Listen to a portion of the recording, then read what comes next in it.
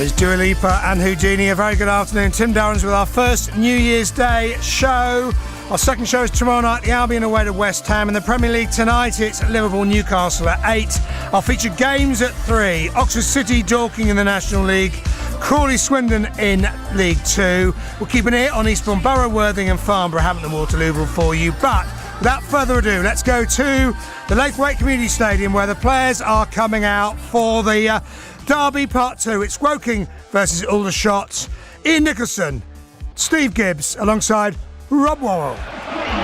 Thank you very much, Tim, and welcome to Woking.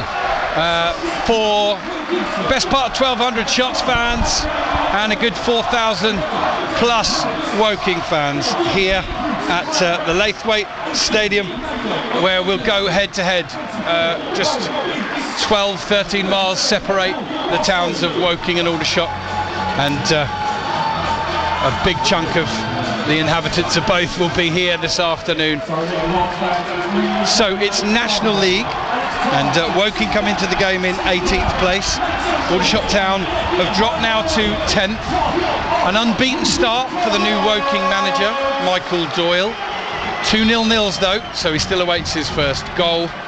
And now, as the two captains, Josh Casey for Woking and Stuart O'Keefe for Aldershot, meet in the middle, we'll introduce our guest summariser this afternoon, Mr. Ian Nicholson. Good afternoon, Ian, and Happy New Year. Happy New Year to you. Happy New Year to all our listeners. Fair to say that we're rubbing our hands in anticipation for this one. Can't wait. It's such a great occasion, and notice that I think they've had the toss and Woking have changed ends. Whether that's unlikely to be Woking's choice, so it looks like Aldershot may have won the toss to change ends, but yeah, great occasion, great crowd. Both sets of fans will be making themselves heard. No, this is what we enjoy, isn't it? And it's what the players really love. I spoke to Michael Doyle a few weeks ago. I said, do these games sometimes intimidate you? And he looked at me as if I was mad and said, no, those are the games you live for. If you can't get up for these games, you'll never get up for anything. So it's really looking forward to it. Really looking forward to it. Well, so ask me after 90 minutes though. So as you can hear from the supporters for both sides here in the stadium, we are about to get ourselves underway. Referee Aaron Farmer, 46 yellows and 1 red card shown this far in the National League season. And he's about to get us underway. Woking have the kickoff and they will be attacking towards their own fans in this first half. And they line up with Alexis Andre Jr. in goal. Ball's quickly in touch. Josh Casey, Luke Wilkinson, Scott Cuthbert and Dan Moss across the back 4. Lewis Ince, Oyeleke and Osu in midfield. And then Reece Brown playing a bit of a free roll behind Porrick Amond. Here is Brown, and he wins an early corner for the Cards. Straight away, away to our left, and it's Josh Casey who's going to take it, so it'll be a left-footed out swinger. Aldershot Town starting 11 to follow, but we're quickly into a short corner played to Reece Brown, receives the ball with his back to goal inside the penalty area, squares it. Oyeleke, touch and shot over the bar. Ironic cheers from the Shots fans as Woking's Paul Asu sends it well over the bar. Ian Nicholson. Yeah, positive start from Woking. Also slightly unexpected, the short corner to Brown. A couple of times getting Brown in early, playing it to his feet, which is obviously where he wants it played and where he's so dangerous. But the shot from Ozu didn't trouble the keeper. Here's Josh Stokes holding the ball up from Van Stappershoof's kick. He finds Stuart O'Keefe. O'Keefe finds Ollie Scott, who can have a first go. Tries a little ball into the air, deflection on it, headed away from danger, cleverly and expertly, and by the experienced Cuthbert, but it's picked up by Barham on the right hand side. He goes back to Rowe, who will play the ball to Frost, and he comes back to Haji Manoga. Let's give you that Aldershot Town lineup. Van Stappershoof in goal, Harfield, Harries and Rowe the back 3. Ball down the left hand side, which is held up by Woking, picked up by Tolaj, and his touch is a bit heavy inside and falls kindly for Alexis Andre Jr. Scott, O'Keefe, Frost and Manoga across the midfield, if you like, for the Shots. The Woking players down. We'll just come back to that in a minute. Stokes playing behind Tolaj and Barham. Ian, I missed the incident there with the Woking player. Who is it and what happened? It looks like it's Manny Oyeleke, and I have no idea. It was, I think everyone's eyes were elsewhere, whether he got caught. He doesn't look in pain. He's obviously had his injuries problems, and over the years and in recent years, but change already. His game's up by the looks of it, listeners. Manny Oyeleke inside the first 2 minutes has gone down, 2.5 gone now, 0-0 here at the Laithwaite. Woking as a team, everybody in fact, bar Wilkinson and the keeper Alexis Andre Jr. Have all come over to the side to take on fresh instruction. Now Ian, of course we'll see who comes on in a minute, but glancing at your team sheet, what would you do? What change would you make? Well, if Jermaine Anderson is fully fit and 90 minutes fit, then he would be very much a like-for-like replacement, but it's very early, having been out injured for so long. So it's whether it could well be Tunji Akinola would be the safe choice, who's certainly never let Woking down, or looks like it is Akinola. So Tunji Akinola is doing it. Anderson probably being saved, may get 15-20 minutes at the end just to sort of start getting him into games. But Akinola's played well, but very disappointing there for Manny Oyeleke. Such a decent guy, such an accomplished player. And Ian, give us, for the benefit of the listeners that don't know, I think supporters of both sides know what kind of a player Manny Oyeleke is. What is Akinola like? Akinola, he's more defensively minded. In fact, I think he came as a defender, but he's really played much of the time in midfield, almost in a Rowan Ince type role, defensive midfielder. You often don't notice him in games, but he just does that destructive breaking up stuff, picks up the ball, lays off the simple ball. That's that sort of midfielder, and he's I've been impressed with him in a number of games. Looked and thought, people aren't noticing this, but he's made such a difference. That's Ian Nicholson. I'm Rob Worrell. Strong jump there from Rowe, had his hand in front of him, no real connection. Good battle in midfield. Ball drops to Moss, who feeds Ince. Stokes battles for it. Woking come forward. Reece Brown, ball round the corner, and Rowe does really well up against Denon Lewis. He dived in a little bit, played the ball off of Lewis, goes behind for a goal kick to the shots, and that's key. I think Woking looked to exploit that mismatch, if you like, in the first game to some degree of success, Ian, and that's the lively, pacey Denon Lewis up against Rowe, who's big and strong in the air but not the quickest on the floor. Okay, here's Casey. He's going to go all the way back to Alexis Andre Jr., the former Maidenhead United keeper. Had a cracking first game. Rowe, he gets away with it, I'm going to say. He could have headed it clearly forward. He ducked underneath it, and Denon Lewis wasn't far away from getting onto that, was he? No, it was surprising that. I thought he would have headed it and put the team back on the offensive, but obviously wanting to get the throw, build from the back.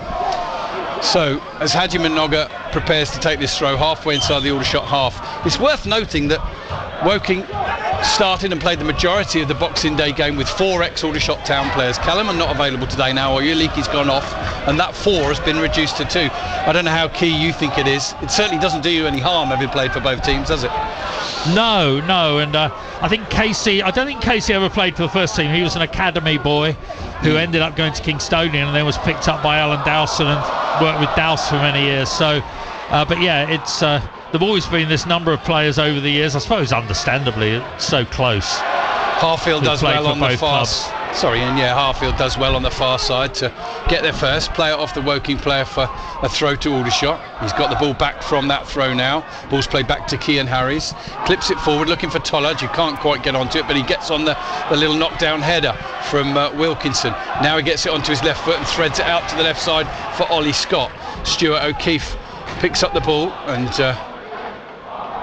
goes back to Harfield. Harfield assessing his options. There's a strong tackle there from Asu, wins the ball, drops nicely for Reece Brown, who's everywhere again, as he was in the first leg, as he was in both games last season.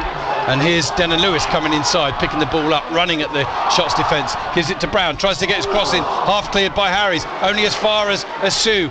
Asu finds Lewis, great tackle from Tyler Frost, and then a bit of a wild swing from Josh Casey, which goes wide.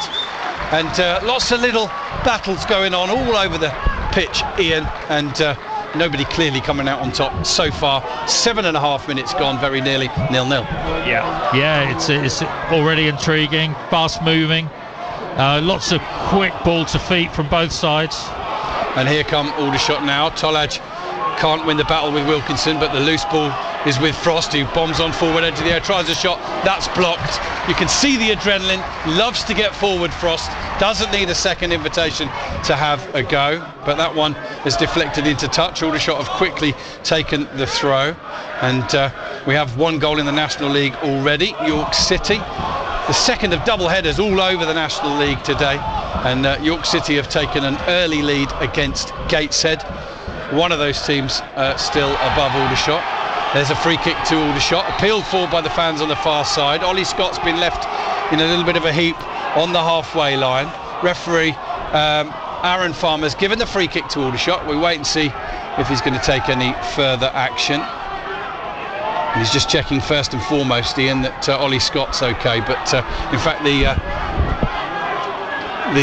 Aldershot trainer's being called on. Yeah, not sure what happened there. I think Dan Moss seemed to clear the ball. Whether there was a bit of a follow through or he caught the player afterwards, I don't know. And ironically, Ryan Glover, who started once he got into the Aldershot Town team so many matches this season, is out of the dugout and going for a little warm up. So too is Theo Widrington and Tommy Willard, and Josh Casey just running over to the bench to maybe impart some information or ask Michael Doyle a question.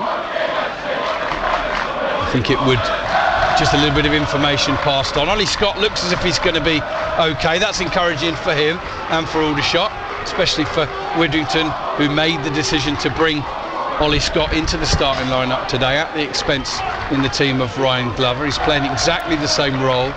I can't remember the last time Aldershot made a formation change against any team, home or away, something I've not seen too much over the years from any football team. Here they go with Harfield taking the free kick down the line, looking for Tolaj. Is he offside? No flag. He's up against Moss, and Moss doing well to just hold him off at the minute. He's trying to roll him one way then the other, and then Asu comes for help. Harfield swings in an early cross. Up in the air from Ince. Tolaj tries to pull it back, but he arrives on the goal line, if you like, away to the left or to the right of Alexis Andre Jr.'s goal at the same time as the ball bounces, and he half volleys it behind.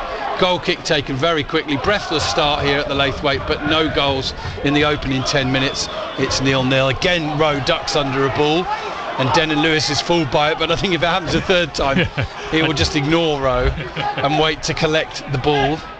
And we're back with a Haji Minoga throw in for the Shots, and we've got, similar to we had at the EBB on Boxing Day, a bit of an eerie silence in the ground.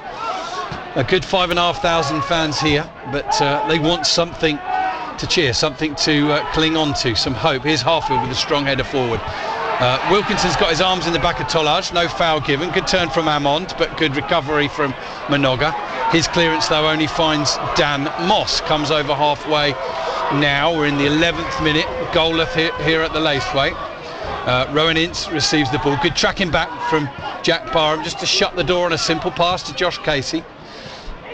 So Woking go the other way, and it's Dan Moss in possession. Finds Asu, and he goes back to Moss, he goes back to Wilkinson, who'll go all the way back to Andre Jr. He kicks out to the left, chested down by Casey, passed down the line to Denon Lewis, collects it, holds it, gives it back. Both sides keeping possession well. We had a bit of a mixed tempo at the EBB. It was the slow, quick, slow. There's a ball over the top. Asu will chase. Geordie van Stappershoef will guard. And wow, he's just blocked the path of Asu, thinking the ball would run out of play as it did. Asu's gone down, and the referee's given a free kick. I'm just going to put it to you, Ian. 9 times out of 10, nothing's given in that situation. No. This referee's given it as an obstruction. No, I mean, it's on the far side of the pitch. Whether whether Van Stapper's stepped over more deliberately than we could see, but Osu has frightening pace. I mean, that often catches people who don't know his game.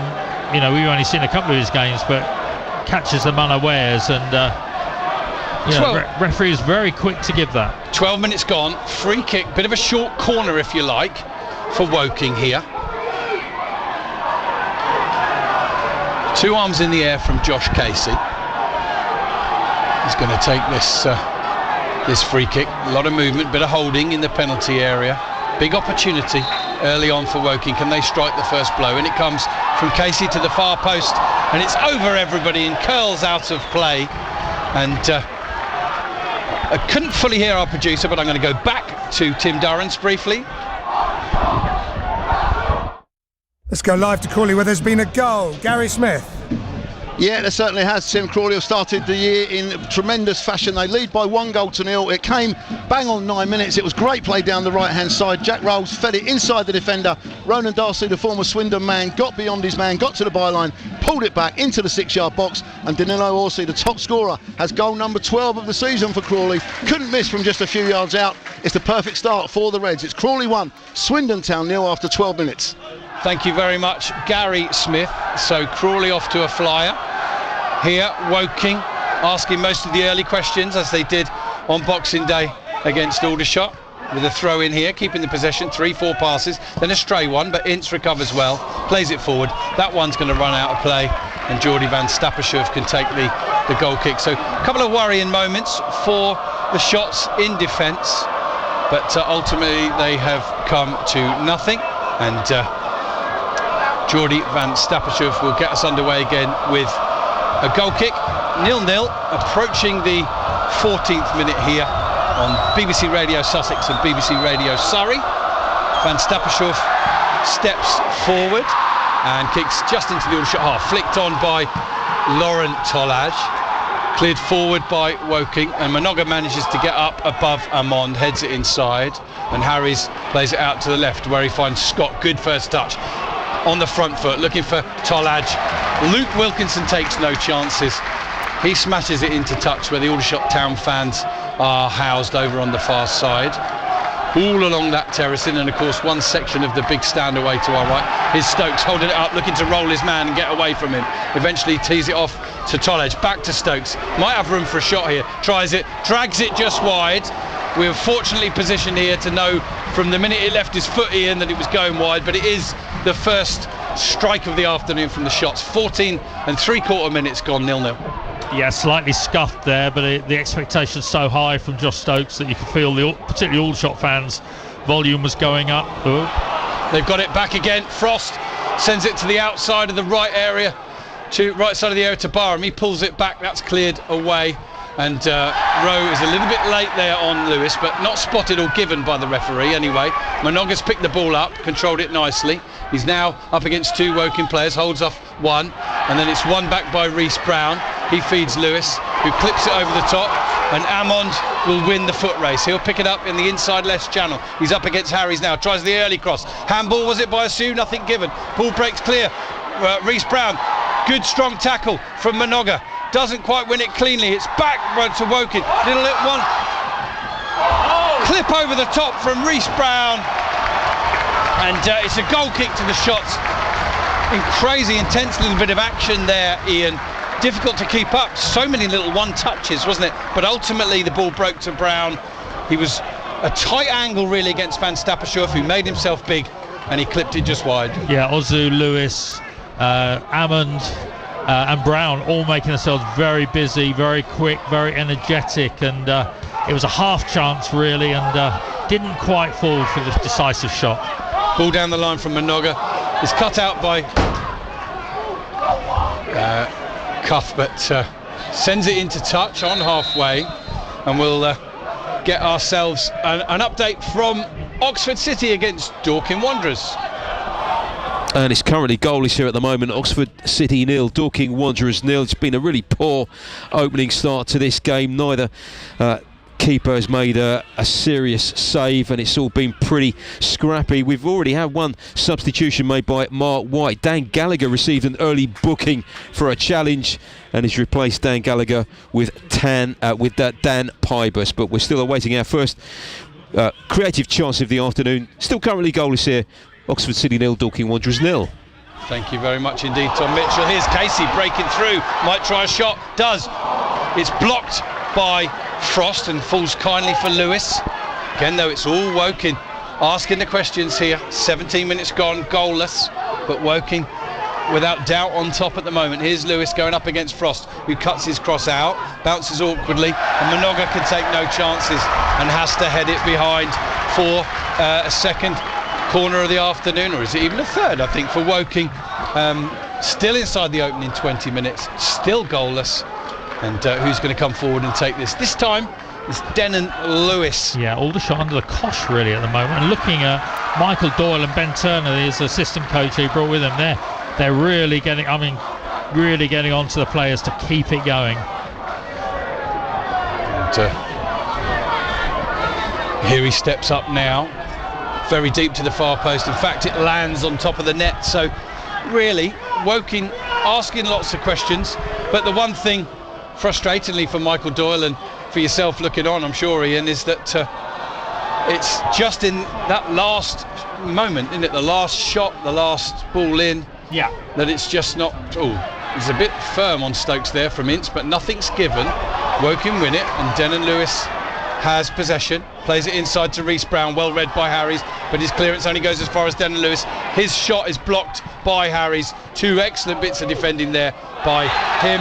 Ball's played up to Tolhage, who turns and buys the foul from Wilkinson. 0-0, 18 and a half minutes gone. Ian Nicholson. Yeah, question mark whether that's going to be a yellow card. I think it's just going to be a talking to. We'll just keep an eye on that over Wilkinson on the just standing his ground in many ways, but Tolhage drew the foul. Of course, it was Chris Baldwin that we spoke to at Oxford City, not Tom Mitchell. But goalless there, Crawley ahead, Gary Smith, clip ball over the top, it's going to go all the way through to Alexis Andre Jr.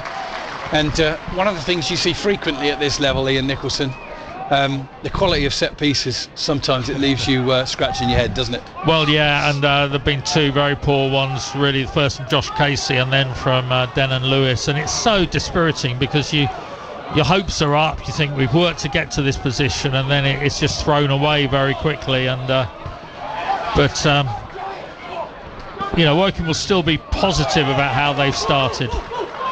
That's Ian Nicholson, I'm Rob Worrell. You're listening to BBC Radio Sussex and BBC Radio Surrey. Here's the throw-in taken by Woking. Back to Denon Lewis. Amon sends a ball in, headed away by Harfield. Stokes will battle with the Woking number 16 for it, and Aldershot look to get away again. Now they might with Tolhage. No, well read again by Osu, but the ball does drop kindly for Tolhage, and Aldershot can regain possession, and from their point of view look to regain a bit of composure. Here's Frost on the ball, quickly shut down by Denon Lewis, carries it, spreads it out left to Ollie Scott, goes for the return as well. He gets there first, just in front of Wilkinson. Is he impeded as he cuts inside? No, says the referee, he just stumbled. Meanwhile, Woking put it into touch. It's a throw-in to Aldershot Town inside the Woking half, and the Aldershot Town fans up their support levels. In the 21st minute now, still goalless here at the Laithwaite. Tolhage with a little flick, doesn't quite come off, pulls into the area, and Cuthbert does well to get there in front of Barham, and in the end Woking clear it, and it clears the fencing on the far side and bounces down on the roof of the building opposite, and it will be a throw-in to Aldershot. They'll need to wait for another ball. So good work there by Scott Cuthbert, really, to anticipate what was earlier a sort of surprise rebound, and he was there to cover it and clear it well. Yeah, had he not done so, Barham might have been in. Throw-in's taken short to Tolhage, back to Harfield, inside to Stuart O'Keefe, who looks to take it between two Woking players, but he's been dispossessed and the ball's been picked up by Reece Brown. He's so lively and he finds himself a bit of space, and Ollie Scott battling hard, comes back, gives the free kick away. It's got to be hugely tempting for Aaron Farmer to get the first yellow card out. Might the fact that he doesn't want to dish out too many too soon be in Scott's favour? Well, he's run away from the incident, Ollie Scott. It's probably the best thing he could do. Yeah, I mean, Brown is so good with the ball at his feet. It's like the ball's, you know, attached on a 6-inch string, really, and so often he goes into these melees and comes out still with the ball.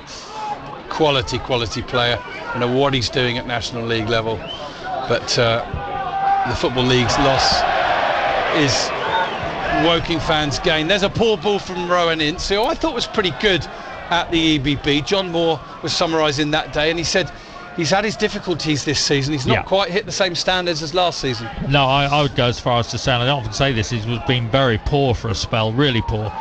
But the last couple of games coming back in, he's seemed more like his old self, and you know, he's played at championship level and really has so much to give, and it's important for Woking that Rowan Ince is firing, really. Woking take the throw in on halfway, and Moss plays it forward off of Ollie Scott and into touch. Scott's been heavily involved, probably more defending than attacking so far, which is all part of the game as a wing back, but he's certainly been thrust into the forefront of it. Aldershot put the ball in touch again, and we've got back to that.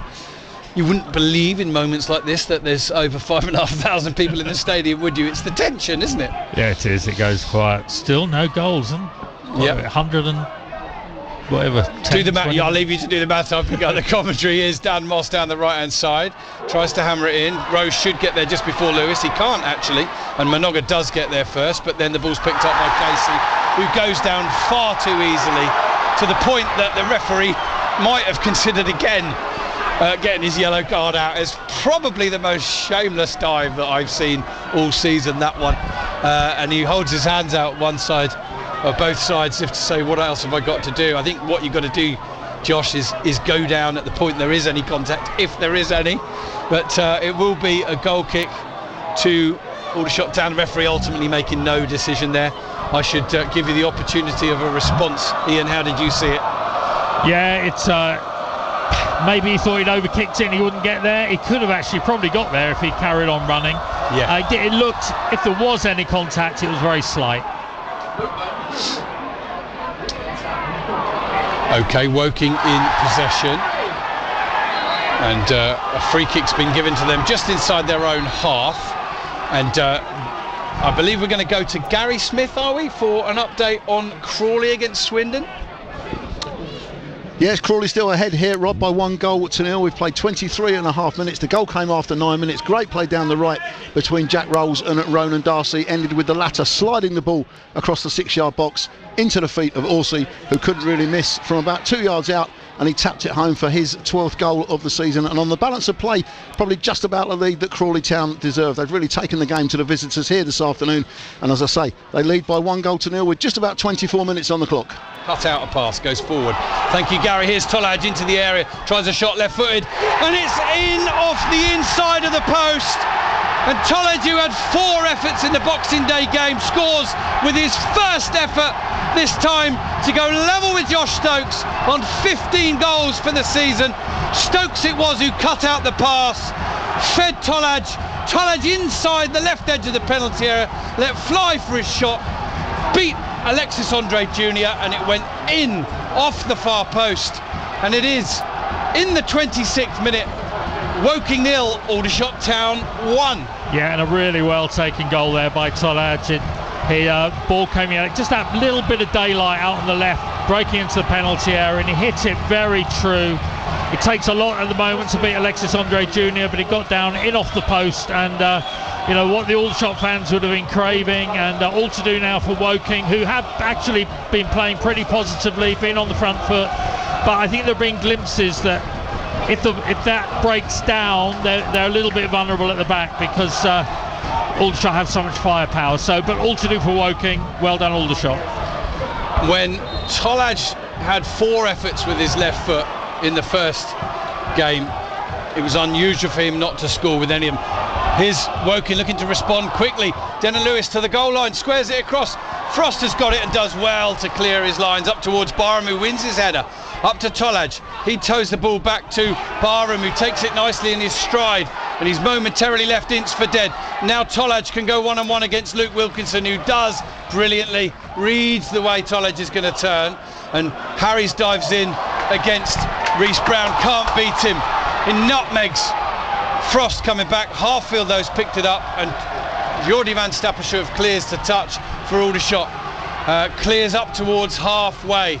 And every Aldershot Town fan listening to this will know that Aldershot Town have a propensity, when it's all very exciting just after they've scored, in the next few minutes to concede. It's happened a lot.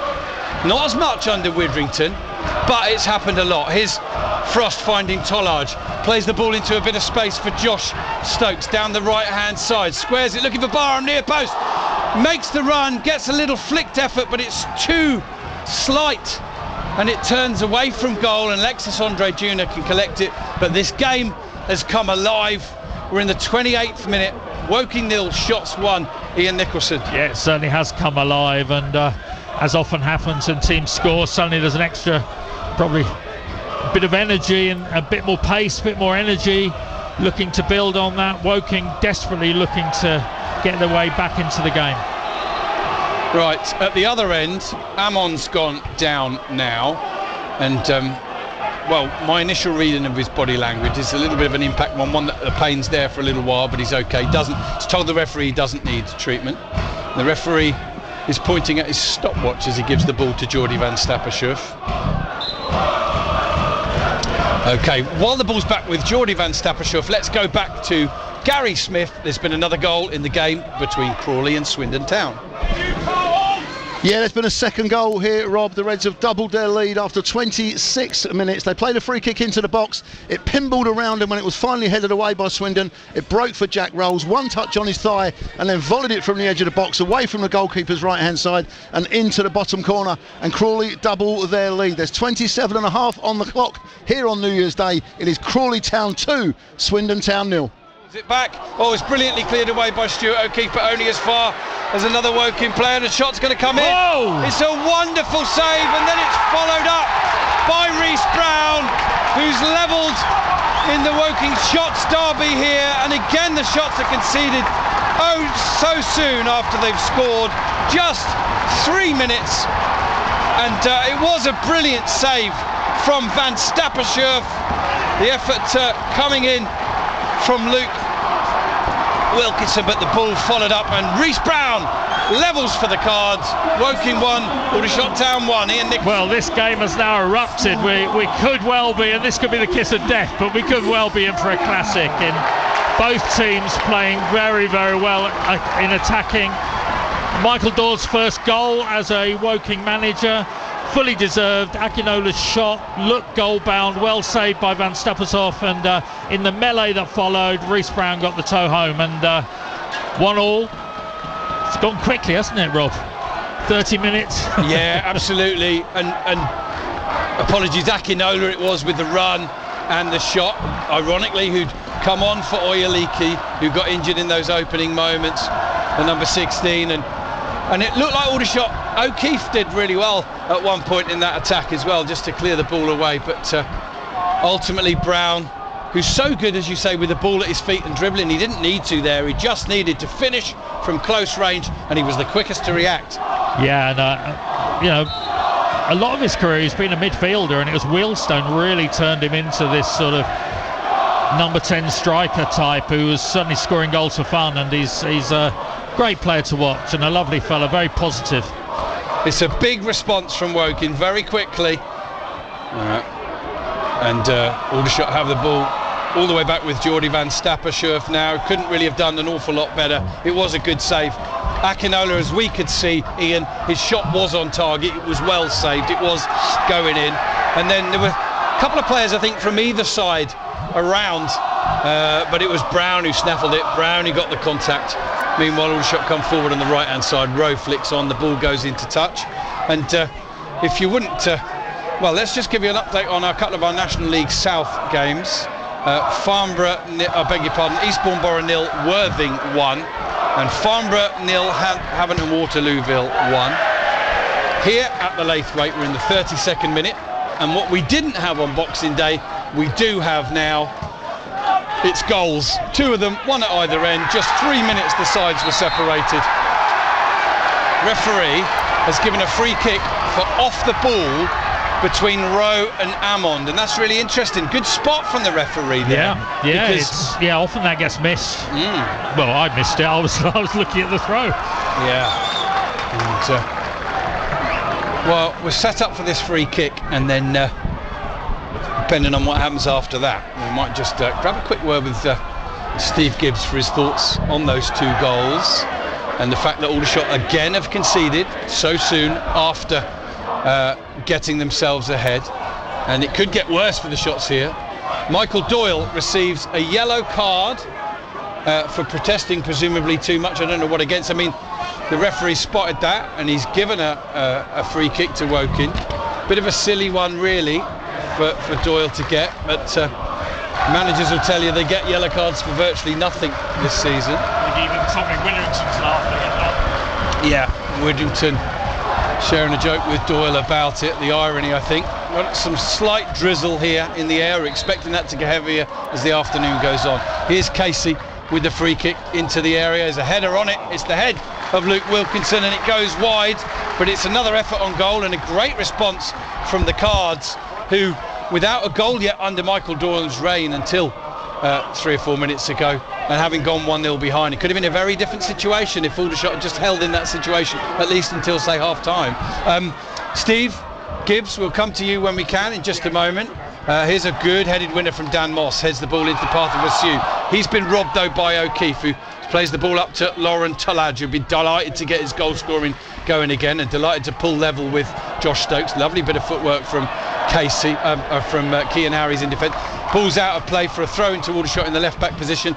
Steve Gibbs, just some quick thoughts from you. Obviously, finally we got goals, but it's bang bang, 1 at either end.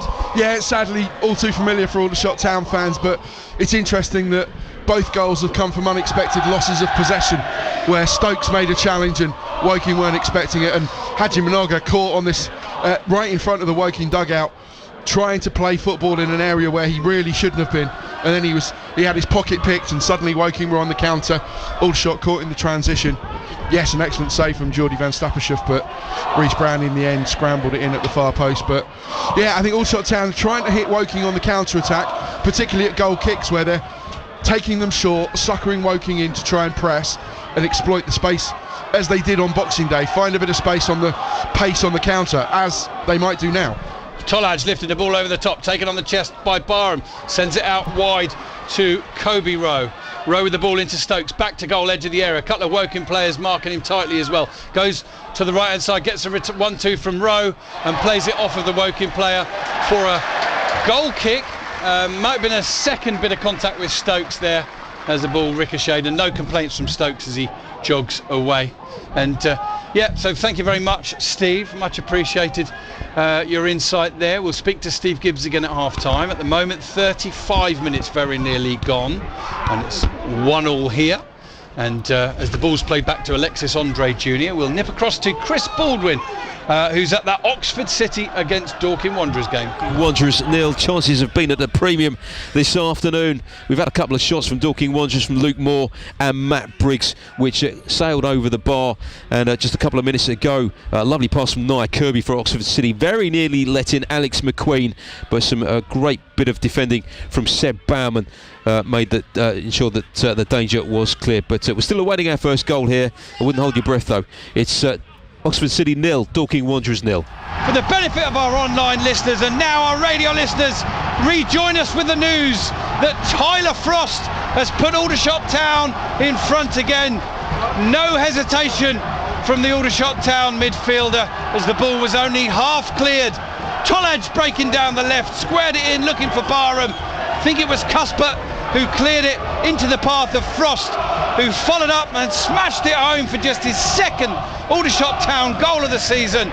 Woking 1, Aldershot 2. Yeah, that was Aldershot did very well there. Dan Moss was caught upfield, caught in no man's land, so it left a huge wide space in the right back position, and Aldershot capitalised. Ball came in, Cuthbert half cleared, did well, but then it fell to Frost, who was able to sort of bang it home, and Again, this game's not letting us rest, is it? It's certainly not. We wanted goals on Boxing Day. They didn't come, listeners. Today, they're coming aplenty. 36 minutes, I think, the time of that second Aldershot Town goal. And the test now for Aldershot Town, can they go a reasonable amount of time without conceding again after they've scored? They've got something like 8 minutes to go until half time. Here's Reece Brown, overlapping ball to Casey, crosses it to the far post, and Stuart O'Keefe positions himself well, gets onto it, plays it forward looking for Tolaj, holds it up nicely, plays it round the corner, a brilliant ball to Josh Stokes. Stokes has still got a couple of Woking players in front of him, holds the play, edge of the area, onto his right foot, shot is deflected, and this time it deflects kindly for Woking, and Rowan Ince can clear. It was good hold-up play from Josh Stokes. Brilliant bit of play from Ollie Harfield, who was so good in the first game on Boxing Day. Would have been my man of the match, but I don't get to name them. Here is Frost, the scorer of that Aldershot second goal. Gets the ball back from Rowe, clips it down the right-hand side. Barham jumps but can't keep it in. It's into touch. And I haven't really asked you prior to the game, Ian, and I know it's a new regime now, but what in general has been the issue for Woking at home this season, where they've not enjoyed the dominance in terms of results that they would have liked? I think there was a period where, still are a few, but a lot of injuries and really no midfield to speak of, and it meant a very, very poor type of play because there just weren't the midfielders to make it happen, and then goals given away and goals missed up front. I would say Woking have been particularly profligate up front this season. Here's Denon Lewis getting to the byline, clips the ball back, it's over everybody again. Stokes will battle Will Akinola to get there. Stokes claims the throw, gets the throw, and a little double fist pump to the Shots fans there. Enjoyed that moment. The Shots starlet, 19 years old, apparently a plethora of clubs interested in his signature. There could be a bit of a clamour to try and get him in January. We'll have to wait and see. He's got more business to do, of course, for the Shots next week at West Brom in the FA Cup. That's one thing that's for sure. He's not going anywhere before that game. But we'll wait and see. That's a poor pass out of defence from Minoga. He should recover well, does, but the ball ricochets nicely clear for Josh Casey. He's got Lewis on the outside of him. He comes back to Rowan Ince on this occasion. Ince tries a good ball down the left, looking for Denon Lewis, and Haji Minoga takes no chances. He's so athletic and so quick, Minoga. Sometimes he tries to do a bit more than perhaps he should do or needs to, and can work the other way against him. Yeah, it's been an interesting battle with Lewis, because I think, as Steve Gibbs said, the first goal, it was Lewis really, had him for supper and getting that ball over. Here's Reece Brown. Can he get a cross in? No. He actually gets confused. His brain and his feet don't work in unison like they so often do.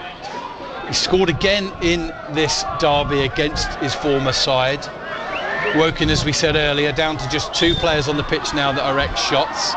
Reece Brown and Josh Casey. Oyeliki went off in the 3rd minute injured, and Jim Kellerman sadly wasn't able to recover from his shoulder injury sustained at the EBB. And Reece Brown's got very quick brain, very quick feet, but on that occasion they weren't together. That's Ian Nicholson, I'm Rob Royal. The ball's been headed into touch, and it's a throw into Woking just inside their own half. And Aldershot have quickly won it. Harry's having another excellent game, marshalling things at the back. Barham gets a little knockdown into the path of Tolaj. Heavy touch from him, and then the ball skews out to the right hand side, and that will go behind for a goal kick.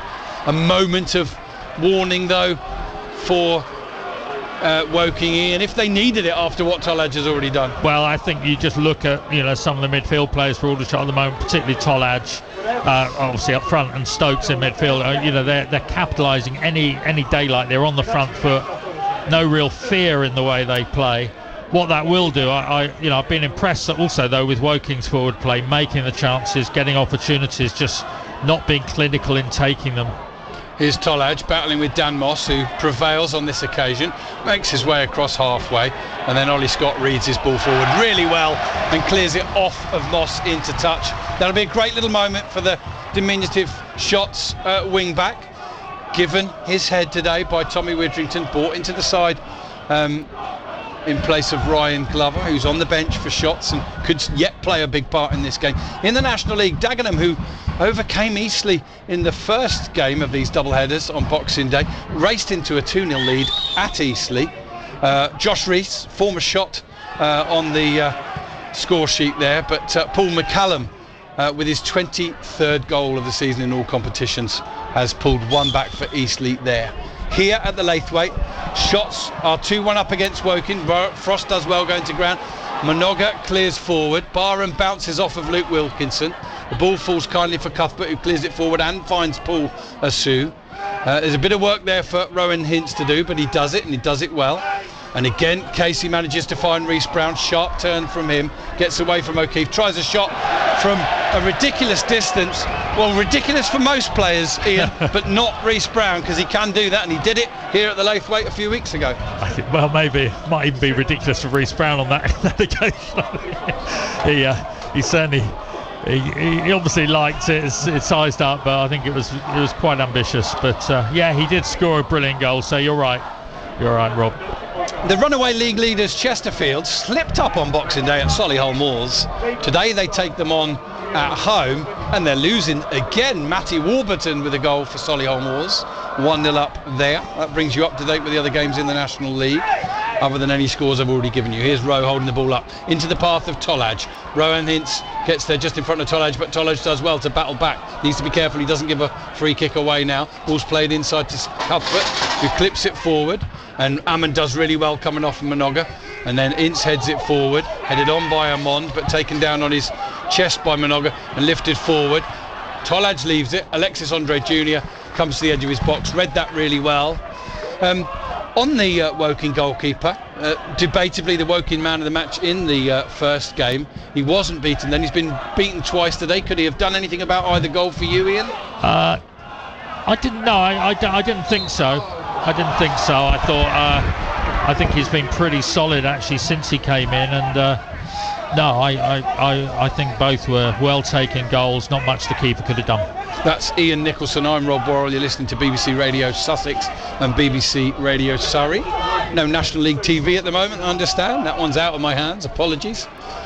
Here is Woking going all the way back to Alexis Andre Jr., who's got time to take a couple of touches inside the box, and then he'll look. And it's interesting that certainly at the moment Minoga is staying deeper to deal with the pace of Lewis, and Rowe has pushed up a little bit more. They may change places again in a moment, but here Minoga heads the ball into touch. Referee says don't go any further than you're stood at the moment, Casey, for the throw. Again he finds Reece Brown. A difficult job for Stuart O'Keefe there to try and keep him quiet. Nobody has managed to keep Reece Brown quiet in this derby match, and this is the fourth game running now that he's done so. He scored again for the Cards, but that goal was between two for Aldershot Town, so it's 2-1 to the Shots as we enter the latter stages of the 45th minute, and we'll see how many added minutes there'll be. There should be some. There's been some treatment. Should be at least 3 or 4, I'd have thought. Ball in, out to the right hand side. Moss has got it. He carries on, edge of the area, tries a shot, and it's on target, but nice and easy for Jordi van Stappershoef to get. You don't often see it in the first half, but he falls to the ground. Referee says to him, get yourself up. He's entitled to fall to the floor. I hate it, but we're going to have a minimum of 6 added minutes at the end of the first half. Thank you to our assistant referee, and thank you to Ian Nicholson, who was desperately trying to find 6 fingers on one hand and couldn't. He had his gloves on there and the microphone on the other. Ball into the area is cut out by Alexis Andre Jr. Thank heavens that didn't end in a goal. It would have been the worst bit of commentary ever. And we are almost a minute into a minimum of 6 here at the end of the first half. O'Keefe does well, heads the ball into the path of Scott, who goes back to half-field. And if you're Aldershot Town right now, surely you have to have one clear objective, and that is get to half-time without conceding again. Flick on from Rowe, who remains in that right wing-back position. Tolaj and Parham battling away. Bees round a honeypot they were there. Barham's come off worst, and he's just feeling a bit sore as he goes down, but they just don't get a moment to settle, Wilkinson and Cuthbert at the back, Ian. No, and Wilkinson did what I think defenders always told not to do. Never let the ball bounce, and he let it bounce, and suddenly it's all very unpredictable. But Cuthbert and Wilkinson managed to scramble it away. So no doubt that Tommy Widdrington's concerned about Denon Lewis up against Kobe Rowe, because he's made that change and kept it. Minoga is playing as the right centre back. He won't get forward as much now. Rowe might, and there's a big jump there from excuse me, listeners. There's a big battle in the middle there with Rowe and Ince. Does well. The ball ends up in touch, but Woking, Denon Lewis and Reece Brown in particular couldn't believe that that's been given to Aldershot. It might have been a bit unclear for the referee, and as it's in the Aldershot half, he's gone with a throw to Aldershot, and they get on with it. We won't debate it too much. Harries clips the ball over to the left side to Harfield, who needs to take care with his touch. Quickly shut down by Asu. In the end, he had to play the percentages and clear it up and away. And a little bit of fun with the Aldershot Town fans over on the far side. And Akinola plays the ball back to Moss, gets it back again, running across the pitch now. Poor ball from Ince, and it's cut out by Barham. Finds Tolaj, who heads it into the path of Stokes, who we can't quite get a first touch, but he will recover to get onto the ball. He's on the edge of the penalty area, comes back, a little back heel into the path of Ollie Scott, drills it across, did a little deflection on it, and then it carried on away across the pitch. Don't even know who the throw is going to go to here. It is to Aldershot Town. Clever little bit of play from Josh Stokes, not one usually to play a back heel too often, does so there. And Ollie Scott was quickly onto it, hasn't had many opportunities bombing forward. And that all came really from some dozy play from Ince, really. It just under no pressure, and just really gave the ball away. And Woking can't afford to do that, because Aldershot will capitalise. Aldershot try and clip the ball in from the right hand side and get a bit of contact, send it behind for a corner. There is no contact. It will be a goal kick, which Alexis Andre Jr. will take. It's finished the first half anyway. Oxford City 0, Dorking Wanderers 0. And a report to come on that one at half time. Here's Woking, the long goal kick. All the way through to Harfield, who's found Ollie Scott, who gets the motors on, makes his way up towards, plays it up to Tolaj, turns it inside, sends it out to the right hand side to Kobe Rowe.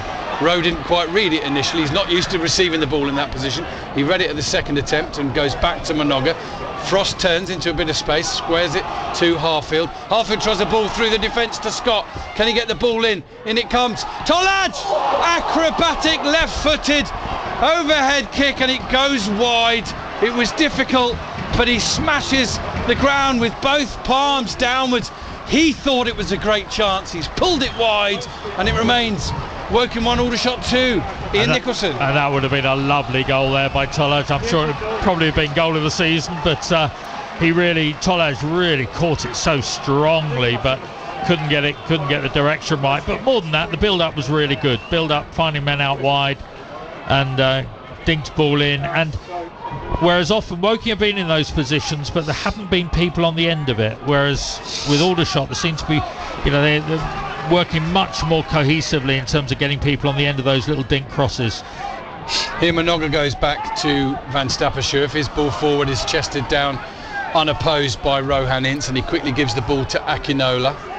Akinola out wide to Moss. We're in the final minute of a minimum of 6 added. Asu tries to get a ball in. It's cleared away by Harries, only as far as Asu. Little flick back to Moss. Moss clips across into the far post, and Rowe can let it run past him and probably run into touch as well if he wants to. And he just stops Lewis from getting there. And that's probably sensible play, just to run the clock down a little bit, because there are 35 seconds left of the minimum of 6. No doubt the referee somewhere will find a few more seconds to add to that. But Crawley 2-0 at half-time up against Swindon. And report to come from Gary Smith at half-time. Here's Casey and Stokes battling away. Casey wins that one, tries the ball through the middle. Amon might have been offside, nothing given, to the byline, squares it across. Harfield does brilliantly to get a little flicked header away from goal. Scott clears it up in the air, Ince heads it back, and the ball will bounce loose for Ollie Scott, who lifts the ball over the top, and Barham hasn't quite given up on that, but Luke Wilkinson gets it. There is the half-time whistle. Just 4 seconds over the minimum of 6 added, and it is at half-time. Woking 1, Aldershot Town 2. Right, let's wrap this up with a word with both our two summarisers this afternoon, starting with yourself, Ian. Forgetting the scoreline for a minute, it's been a pretty even game overall, but I guess more importantly, Aldershot Town have been that little bit more clinical in front of goal. Yeah, I think that's a good summary. I think so often derby games are dour affairs and teams dig in. It's been the opposite of that. Both teams have been on the front foot. Both teams have. The difference, I think, partly has been that Aldershot have been defending a bit deeper, so Woking have had to break them down. And have struggled to do that at times, whereas Aldershot have been playing more on the break, and they've been excellent on the break, which is why they've got their noses in front. But an excellent game, excellent players playing it the right way, giving their all, and we look forward to what the second half will bring. Brilliant stuff. That's Ian Nicholson with a Woking perspective. Now let's bring in Steve Gibbs, former media manager at Aldershot Town. Steve, I'll give you the floor really, because we've not been talking throughout the half. So just 2-1 to the shots at half time. What do you make of it? Yeah, I think Woking have had marginally more chances, but Aldershot Town have been lethal. Woking again profligate. Thanks to Ian for that word, one I very much enjoy. A keenly fought contest. I think the switch of Kobe Rowe as a auxiliary right wing back kind of double teaming with Haji Minoga, who did get exposed on Boxing Day. I think that switch has worked really well. And Rowe, obviously, with his physique, with his height, brings maybe a little bit more unexpected quality going forward for the shots as well. But the difference is that shots front three, who, when they get opportunities, they're not giving this Woking defence any respite. They are wreaking havoc. There's more goals at both ends, but I'd say, even though Woking have created more chances, it's Aldershot who look more likely to take the ones that they get. And unfortunately, it is that same old story again, where Woking are getting into good positions, but not capitalising upon them. Well, thank you very much, Steve Gibbs and Ian Nicholson, alongside myself, Rob Worrell. That's it for the first half here at the Laithwaite. The goals have arrived eventually, Tim, and we suspect there may be more to come in the second half. But half-time here, Woking 1, Aldershot Town 2. Great work, guys. Really, really great. Listen, what a match. Woking 1, Aldershot Town 2.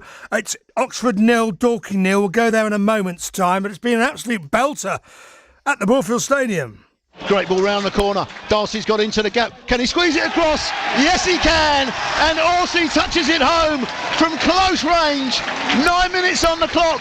And it is a brilliant goal by Crawley Town. Tremendous run by Darcy over on the far side. He was found on the overlap. Got it square across the 6-yard area. And Orsi could not miss. And the new year is off and running for Crawley Town. Scrambling into the box, and Rolls gets it. Oh, and what a strike! Jack Rolls takes it down brilliantly, and has a pop, and why not? Because he's got a fantastic result there.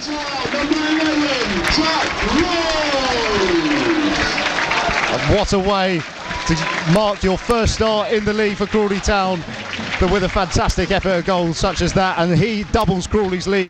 So commentary from Ben Manning and Gary Smith. Gary Smith has a half-time report and a smile on his face. Yes, certainly do, Tim. Even in amongst the rain that's pouring down now here at the Broadfield Stadium. Crawley lead by 2-0.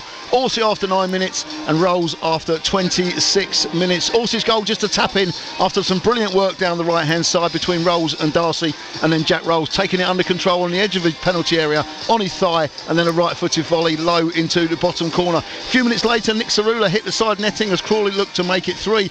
But then Swindon came back into the game in the closing stages of the first half. Dan Kemp had a great chance after 43 minutes, one-on-one with Corey Adai. Thankfully put his effort wide of the post, and then Corey Adai had to make 2 tips over the bar, one from a free kick that came into the penalty area and the other from a header by that veteran striker Charlie Austin, where he had to backpedal and just touch it over the crossbar. But overall, Crawley good value for their lead, but 1 goal for Swindon and they will think that they're back in it. Only half the job done here, Tim, but a happy new year so far. Crawley 2, Swindon 0 at the break.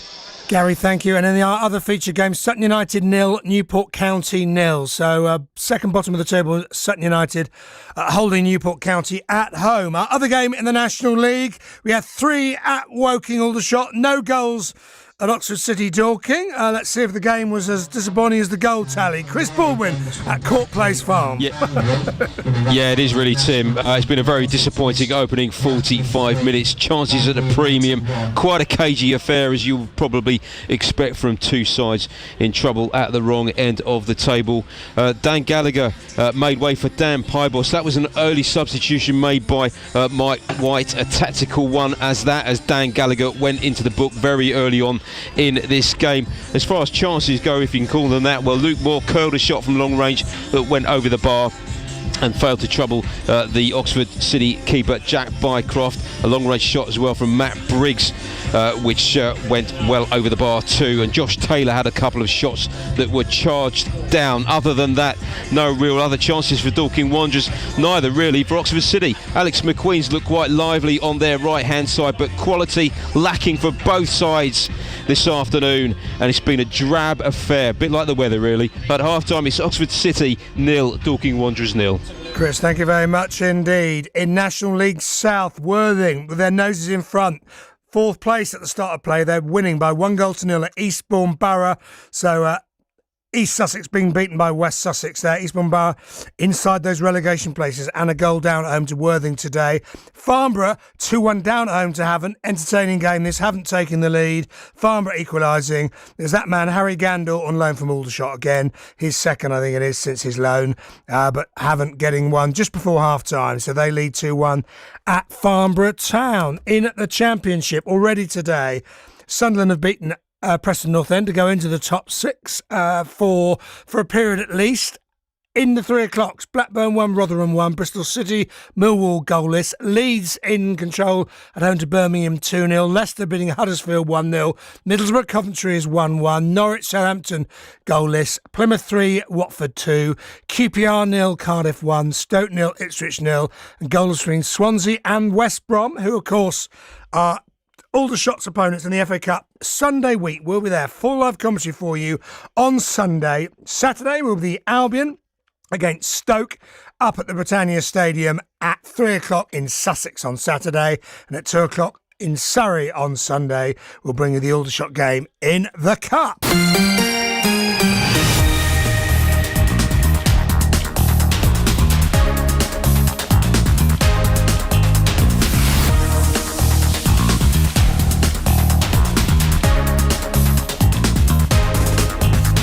Very good afternoon, I'm Tim Darrens. It's New Year's Day Sports Special. What a day it's been so far in the derby. Goalless on Boxing Day between Aldershot and Woking. Not today. Here's Tolaj into the area, tries a shot left-footed, and it's in off the inside of the post. And Tolaj, who had 4 efforts in the Boxing Day game, scores with his first effort this time to go level with Josh Stokes on 15 goals for the season. Stokes it was who cut out the pass.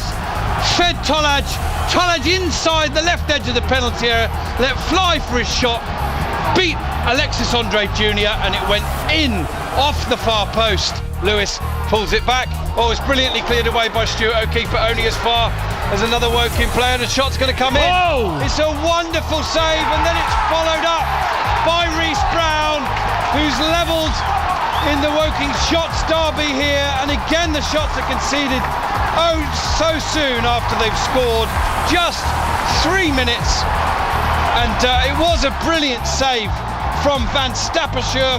The ball followed up and Reece Brown levels for the card, making his way down the left. Barham's in the middle, can he get it into him? It's cut out by Cuthbert, only as far as Frost. Tyler Frost for the shots has put Aldershot Town ahead. No hesitation from the Aldershot Town midfielder.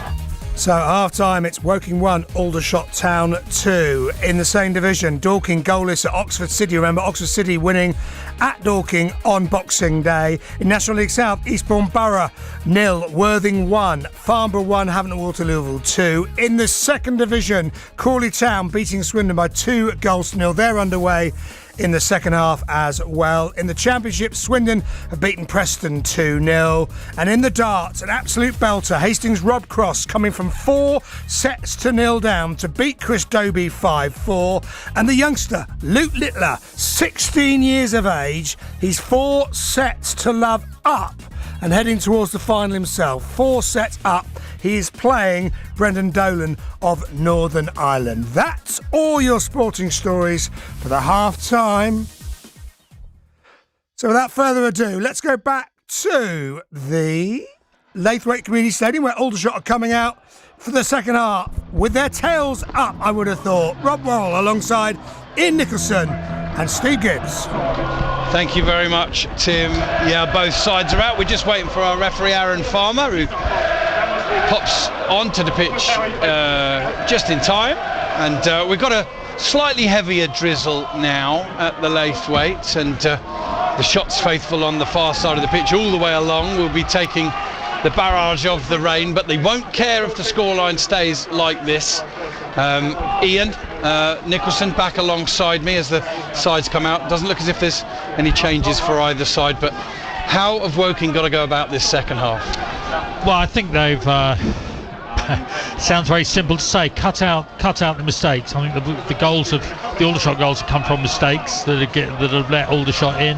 I think, and also cut out mistakes in front. I think they need to be more ambitious in when Lewis is getting forward, in particular, possibly Ozu down the right, getting players in the box to get on the end of some of the quite enticing crosses.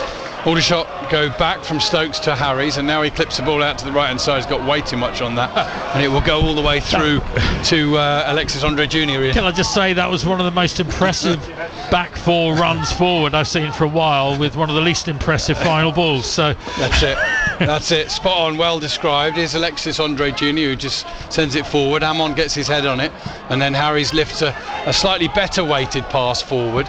Barham battling for it, and Wilkinson wins. Wilkinson prevails. O'Keefe does well to guide his header towards Harfield, who keeps it in, sends it down the line, headed inside. Stokes will battle with Akinola. Ince gets there first, and Wilkinson lifts it forward up towards Amond. He gets his flick on, but Harries takes the ball nicely on the chest and the half volley. Akinola wins it. O'Keefe lifts the ball over the top to Barham. There's a big shove there on Wilkinson, and the referee by Wilkinson on Barham. And the referee gives the free kick to Aldershot. And I have to say, what he's done there, the referee, is he's been consistent with 1 or 2 decisions he's made in the first half. A lot of referees are not giving those this season, but he did. No, well, in the old days, you just think, well, that's a good old shoulder barge there, but it's... But anyway, yeah, what you do want from referees is consistency. I agree with you, and being consistent is I suppose, the least we can hope for. Right, so Woking 1, Aldershot 2, inside the 2nd minute of the second half. Frost and Harfield are over this free kick.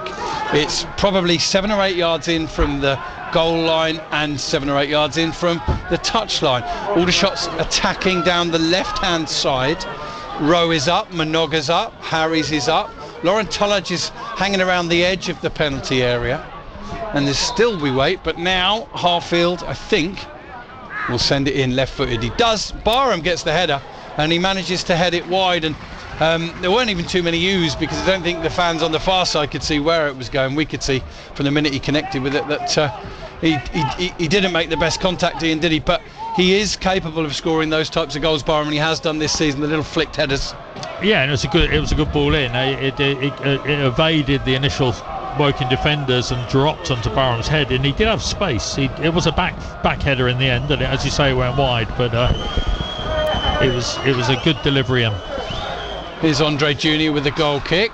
Minogue rises and wins the ball in the air, comes back from Ince, and then it's flicked on by Amond. Rowe cuts it out, sends it up in the air, and Ince beats Frost in the air, but the ball falls kindly for Rowe, who feints a pass and then goes back to Minogue, lifts it over the top.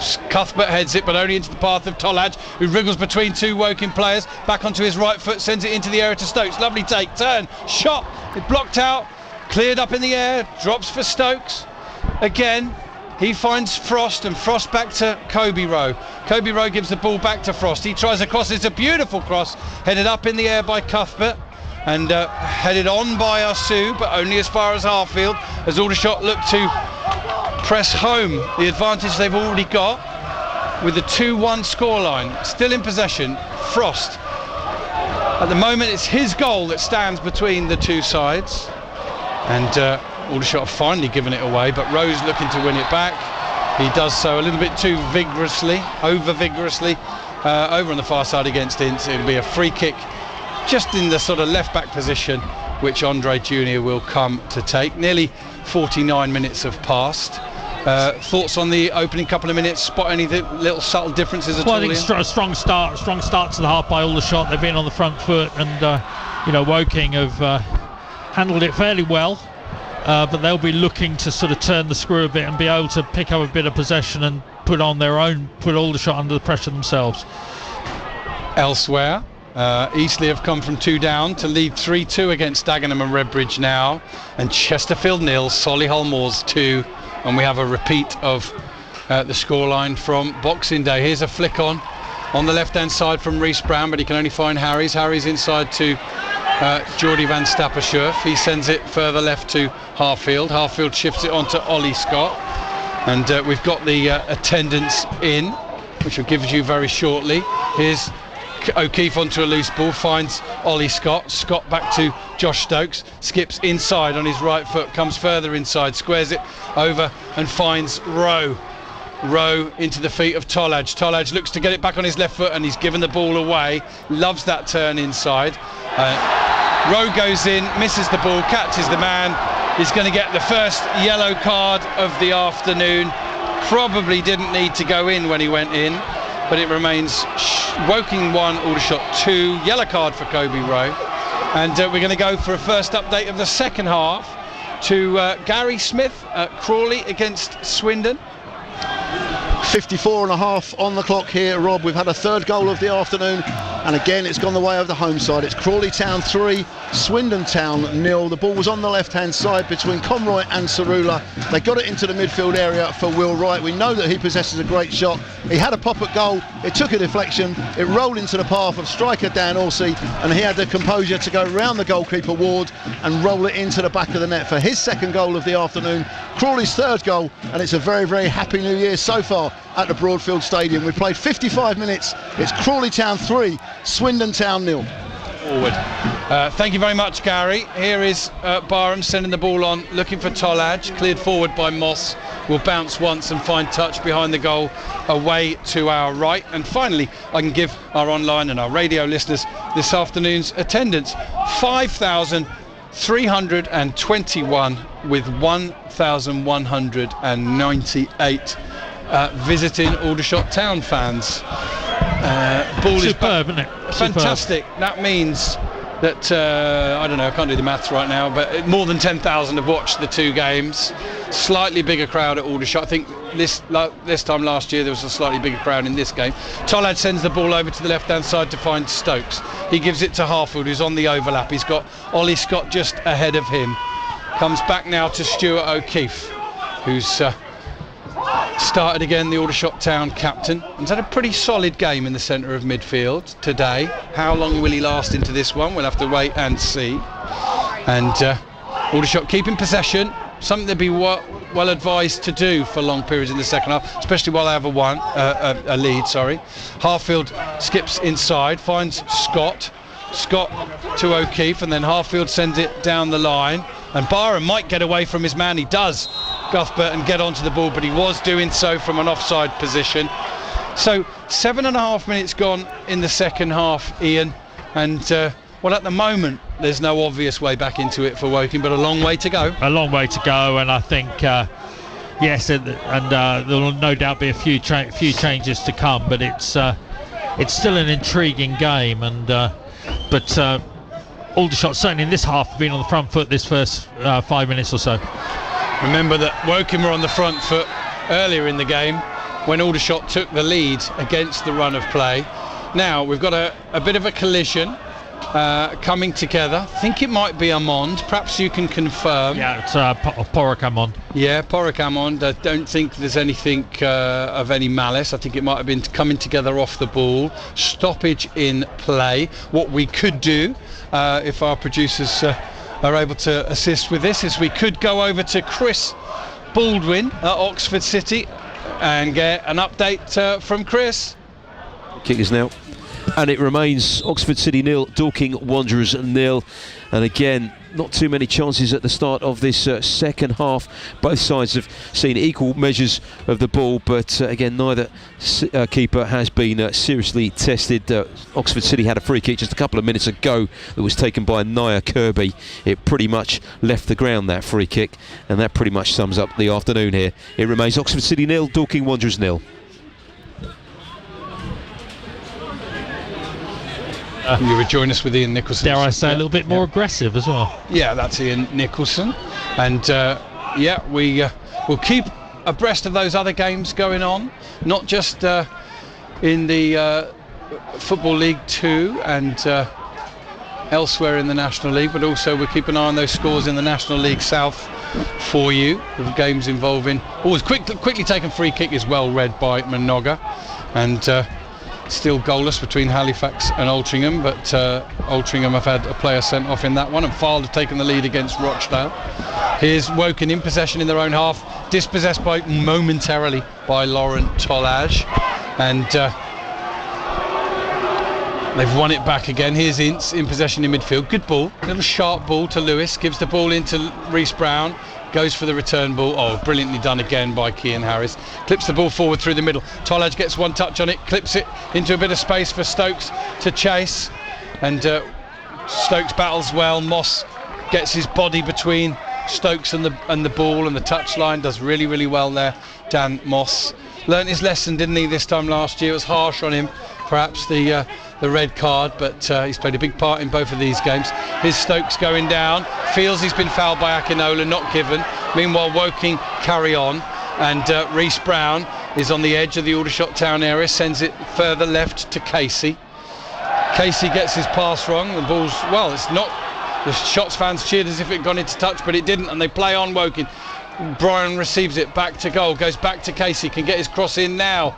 Is cleared up in the air by Cian Harris. Hammond tries to get a header in, doesn't get much purchase on it really, and it bounces easy for Jordy van Stapperschurf to collect. And frustration in your body language there, Mr. Ian Nicholson. Well, yeah, I think a lot of the zip has gone out of Woking's play in this second half. They haven't got the sort of quick passing, quick to feet interchange that they had in the first half, and time will tell whether they can find that again, because I think they're going to need it if they're going to get back into this game. Long ball forwards, cleared away by Woking. Casey puts it into touch. Quick update from some other games for you here.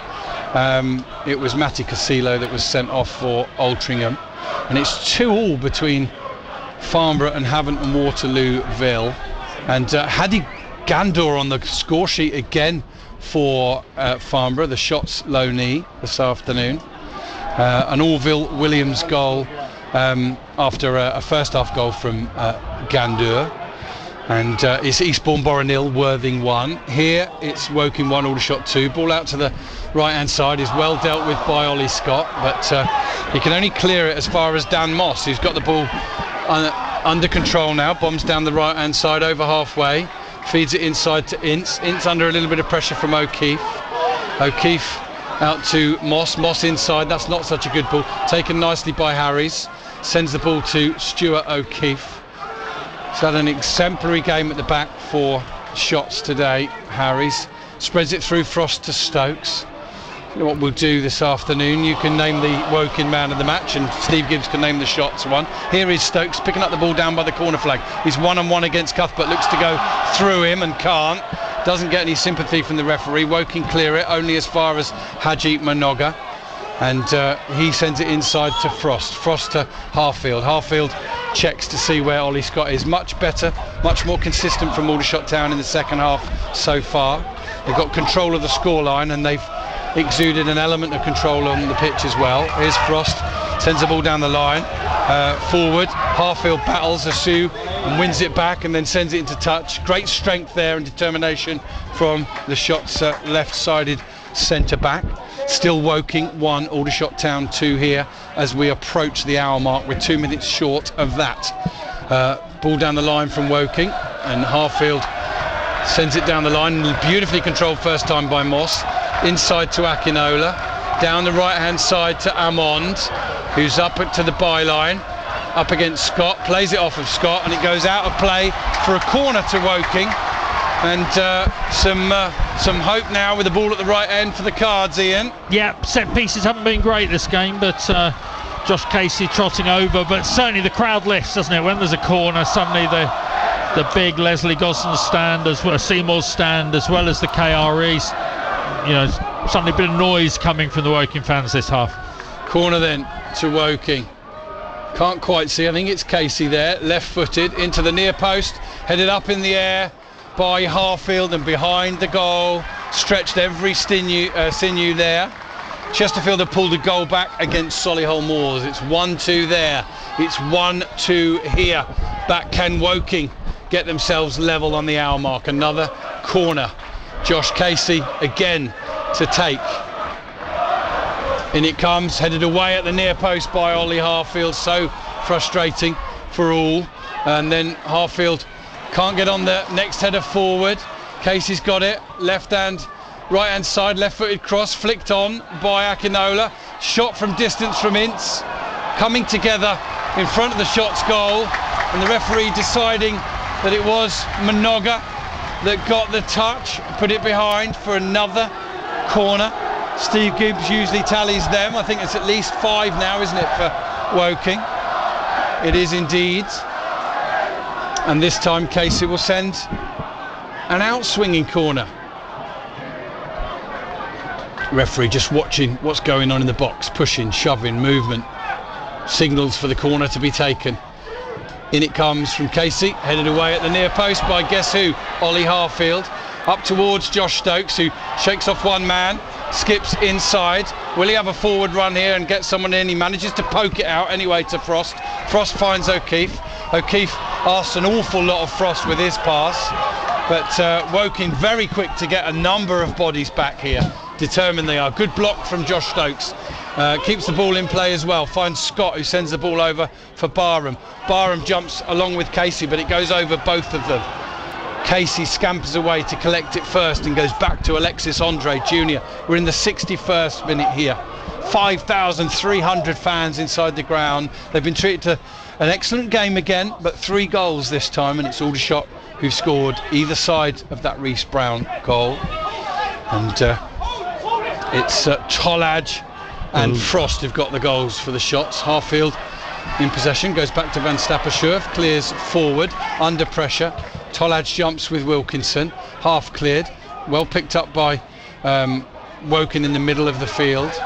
Tollage quickly on the scene, ball forward from Moss is cut out, and Ollie Scott does really well initially. Well, O'Keefe goes to ground and clears the ball, and the free kick's been given to Aldershot, but Woking didn't like the way that O'Keefe went in. What was your take on it? In fairness to our listeners, we can't see clearly because of the dugouts, Ian. I saw he did go in. I think he got the ball. The question is whether he's out of control when he goes in for the tackle, which is often what referees look at now, and whether his feet were off the ground. I've seen cards given. Well, there's no issue from the referee with O'Keefe, is there? It's he's given the free kick to Aldershot, so he can't possibly. Doesn't seem to be, no. Yeah, no. But it was surprising. From what we could see, listeners, we couldn't see the Woking player, who must have arrived temporarily or slightly later and made contact with O'Keefe, who was committed, let's say, in his challenge. It was Paul Ozu. Paul Ozu was the player who was caught, and he is limping quite heavily. We're going to see a substitution here, Ian, for Woking. Yeah, Reece Grego Cox coming on. Tell us a little bit about him. He's not played too much of a part in these derbies, but I know he is a player highly thought of by Woking. He is. I think he's. His main problem throughout his career has been injuries. He was at Crawley and had a lot of injuries at Crawley, and he's got a great scoring instinct. It's just about keeping fit and having the couple of extended runs. He scored almost a goal a game, but it's getting those extended games without injury. Just clarify for us as the ball goes into touch again, who came off, please, for Grego Cox? I'm pretty sure it's Paul Ozu. Okay. And I believe we've had a goal in the game between Oxford City and Dorking. Perhaps my producer can confirm. We'll go over to Oxford City when we can. Here's Josh Stokes on the edge of the penalty area. Squares it now out to the right-hand side to Kobe Rowe. And Rowe holds it up. under a little bit of pressure from behind from Casey. Eventually goes back to Harries, who clips the ball over the top, and again he overhits it and he goes straight through to Alexis Andre Jr. And it's Eastbourne Borough 0, Worthing 2 now, as Amon comes down the right hand side. Chesterfield have levelled against Solihull Moors' Ryan Colclough, and hopefully we can hear news of a Dorking Wanderers goal shortly. It's attacking throw into Woking, so we will just hold fire for the benefit of our radio and online listeners. We don't want you to miss the goal if there is a goal here. Throw in taken short and inside, and Tolaj has picked the ball up for the shots. He turns, he's on the sprint through the middle, he's being pulled back from Ince, and that'll be a yellow card for Rowan Hintz. Free kick to Aldershot just inside their own half. Let's go to Chris Baldwin, who may have some good news for the Wanderers. Chris. Indeed, it's Oxford City 0, Dorking Wanderers 1. A goal out of nothing, really. The ball was played in, a shot from just outside the box. It's taken a heavy deflection off somebody. We're not quite sure who, but it doesn't matter because the ball ended in the back of the net beyond a despairing Jack Bycroft. That came a few minutes after Oxford City went very, very close as Nia Kirby delivered a shot, and there's an opportunity here for Oxford City as Ollie Sanderson is cleaved through on goal. It's a great save from Harrison Mayle. The ball is still alive, it's with Josh Parker, and in the end it's out of play, but a nervy moment there for Dorking Wanderers. I was just about to say that goal for Dorking Wanderers came just a few minutes after Nia Kirby produced. In fact, Niall McManus, I can confirm, scoring that goal for Dorking Wanderers just a few moments after Nia Kirby produced a fantastic save from Harrison Mayle. But Dorking Wanderers in front here. It's Oxford City 0, Dorking Wanderers 1. Welcome back here as Woking are on the attack, still 1-2. Cross into the area from Dan Moss, headed behind his goal by Haji Manoga. In the lack of other information given to him, he took no chances, but he could easily have headed that one away from the penalty area. And Woking certainly not done, Ian. No, good little break forward there. And Manoga, as you say, I mean, he had so much time, but obviously no information, and played safety first. But let's see if Woking can get a better delivery from this corner. Plenty of corners. In they come again. This one's to the far post, header down across the goal, and a slip from Tolaj. I beg your pardon, Frosty manages to get up and save it, and then Stokes wins a free kick, and I think we might see another yellow card because it's exactly like the other two that have led to them. And on this occasion the referee might just be keeping his cards in his pocket. He is indeed. What do you think on that one, Ian? It was as cynical for me as the other two. Yeah, nod from Steve Gibbs as well. Yeah. So 66.5 minutes gone. It remains Woking 1, Aldershot Town 2, but there's plenty of life left in this one here. And certainly Woking have had a little bit more pressure and possession than earlier in the half. The last 10 minutes they've really been making their presence felt. Ball forward, long diagonal, headed into touch by Wilkinson. Will be picked up now by O'Keefe. Will Widrington risk him playing the whole game, or maybe just perhaps replace him for the last 10 or 15 minutes? Throw into Stokes, running across the goal, sends a lovely pass out to the right hand side to Kobe Rowe inside to Stokes. Sends it out to Tolaj on the edge of the area. Can he get room and away? Shot on his left foot, he does. It's blocked though. Comes back to him, and O'Keefe had moved out the way, so he didn't get onto his pass, but Kean Harries did. He goes back to Manoga, and Manoga will go all the way back to Geordie van Stapperschurf. I think that Tolaj, Harries and Harfield probably all be in the thoughts of Steve Gibbs for the Aldershot Town.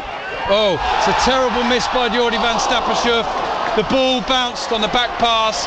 He swung and completely missed it, and it trickles past the left-hand post, and it could have been a horrible, horrible moment for Geordie van Stapperschurf and Aldershot Town. Time stood still there, didn't it, as it was bobbling towards the goal with no one knowing whether it was going to go in or out. He did get just past the post. Yeah, slight touch on it, so it's gone behind for a corner.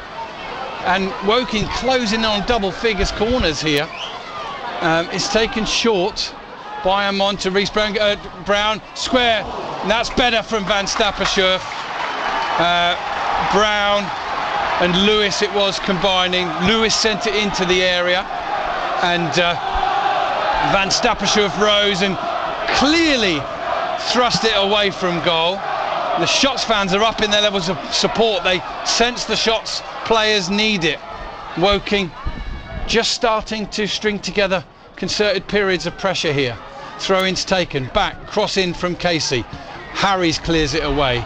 Only as far as, a number of players, but O'Keefe can't get onto it. Rowe does. He clears it forward. And the referee feels Rowe's out of control and gives the free kick to Woking to Ince. And Rowe can't believe it. And Rowe has to be careful. He has to walk away from the situation because he's already on a yellow, Ian Nicholson. So does Ince. I think it both went in. I didn't quite see that as the way the referee saw it. I don't know. It was both were going in quite recklessly, but it's a tough one. They're playing right on the edge out here, both sides, aren't they? In difficult conditions with no call to give them. Yeah, and to be fair, both teams are giving it their all, and the players, there's certainly been and both teams are playing bravely. So it's. I think this next, 20 minutes is going to be fascinating because Woking look like they're building the pressure and beginning to push for that equalising goal, and they'll always leave themselves then vulnerable to being hit on the break, but as long as they can keep the pressure moving forward, but it's going to take a lot from the Woking midfield to keep the Aldershot midfield quiet. Thank you very much, Ian Nicholson. Free kick then to Woking. It's a good 40 yards out, just left of centre. We've got to clip a ball over the top surely here. Don't think it'll be an effort on goal. It is clipped into the danger area, missed by everybody, and goes behind for what would have been a goal kick. It'll actually be a free kick. It won't make much difference, really. Hang on a minute. Harries is down, and he's staying down. Now he does get to his feet. And I think his teammates pulled him to his feet there, whereas Harries probably was intent on getting a little bit of a breather and just using up a few seconds. He won't thank his teammate for dragging him to his feet so quickly. I think it was Jack Barham back there. So 1-2, we're into the 71st minute here. A reminder that Crawley are going well, Dorking are going well, both ahead. We can't have wins for all our teams today. It can't happen because two of them here are involved in this game. And it was on as even in the first match, 0-0. Here today, it's 2-1 to the Shots. Probably a pretty even first half. Aldershot started the second half better, but Woking unquestionably going to just take further and further risk if they need to get back in this. That might leave a few gaps at the back. Throw into Stokes, back to Harfield, and then easily cleared away by Wilkinson. Haji Minoga jumps, the ball falls to O'Keefe, who sends a clever ball out to the right hand side to Tolaj, who he tries to hook it over his head. Casey running back can't control his touch, and it goes behind for a rare Aldershot Town corner. I'm going to turn to Steve Gibbs. It's the first one of the game, that's why it's rare. Aldershot averaging a corner every 71 and a half minutes here this afternoon. I think Steve said Woking have had 7, is it 7 or 8? Just totting up. 7 it is. 7-1 on corners to Woking, 2-1 in goals to the Shots, 2-1 in the yellows as well, I think, for Aldershot players. Corners taken short, sent in. Stokes can't quite control it. He has got it under control now, rolls his man as he so often does. Frost goes in, but he can't win it, and the ball breaks cleanly to Denon Lewis. We've got the counter-attack here, Woking. Ince has made his way to the far post. Not sure if Harries has spotted him. They go back though eventually to Casey, and Aldershot get plenty of players back behind the ball. Here's Reece Brown. He's provided one moment for the Cards today. Can he find another? Finds Wilkinson on the right hand side. Wilkinson gets the ball back from Moss, gives it to Moss again. Moss now to Ince. Ince tries the ball into the penalty area. It's really well read by Kean Harries. Brings it out of the area, plays it forward. Headed forward by Casey and controlled really well by Wilkinson, who's still forward. And then a good strong challenge from Scott, and the ball ricochets clear to Frost. Taken by Tolaj. Skips one way, then the other. Tries a little ball down the left, and Barham might get onto this. He's into it on the edge of the penalty. First touch takes him to his right. Another touch. Can he get shot away? Steadies himself. Cleared off of the line. Brilliantly. Absolutely brilliant goal line clearance for Woking. Ian from... Was it Casey or No, it's Dan Moss. Dan Moss. Yeah. Just needed a bit of help there until he turned. It's gone behind for Aldershot Town's second corner. They're averaging one every 36 minutes now. But no, that was a great. Barham got. Woking really pushed up on Tolaj, who made space for himself and put Barham in, and Moss was caught slightly out of position, and it looked that really Barham was odds on to get a goal there, and but very well defended. The referee saying Aldershot need to get on with it and take the corner. Harfield's taken an age, and he's now been shown a yellow card. And the referee absolutely determined there won't be any excessive time wasting here.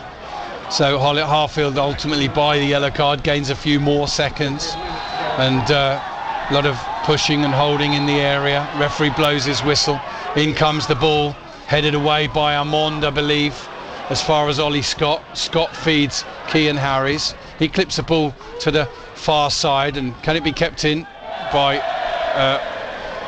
Harfield, who's still well forward? No. It's a goal kick to Woking, and the referee says just hold off because there's going to be a substitution. Jermaine Anderson coming on. We're going to see Ryan Glover first of all for Aldershot Town. He's going to come on for Kobe Rowe.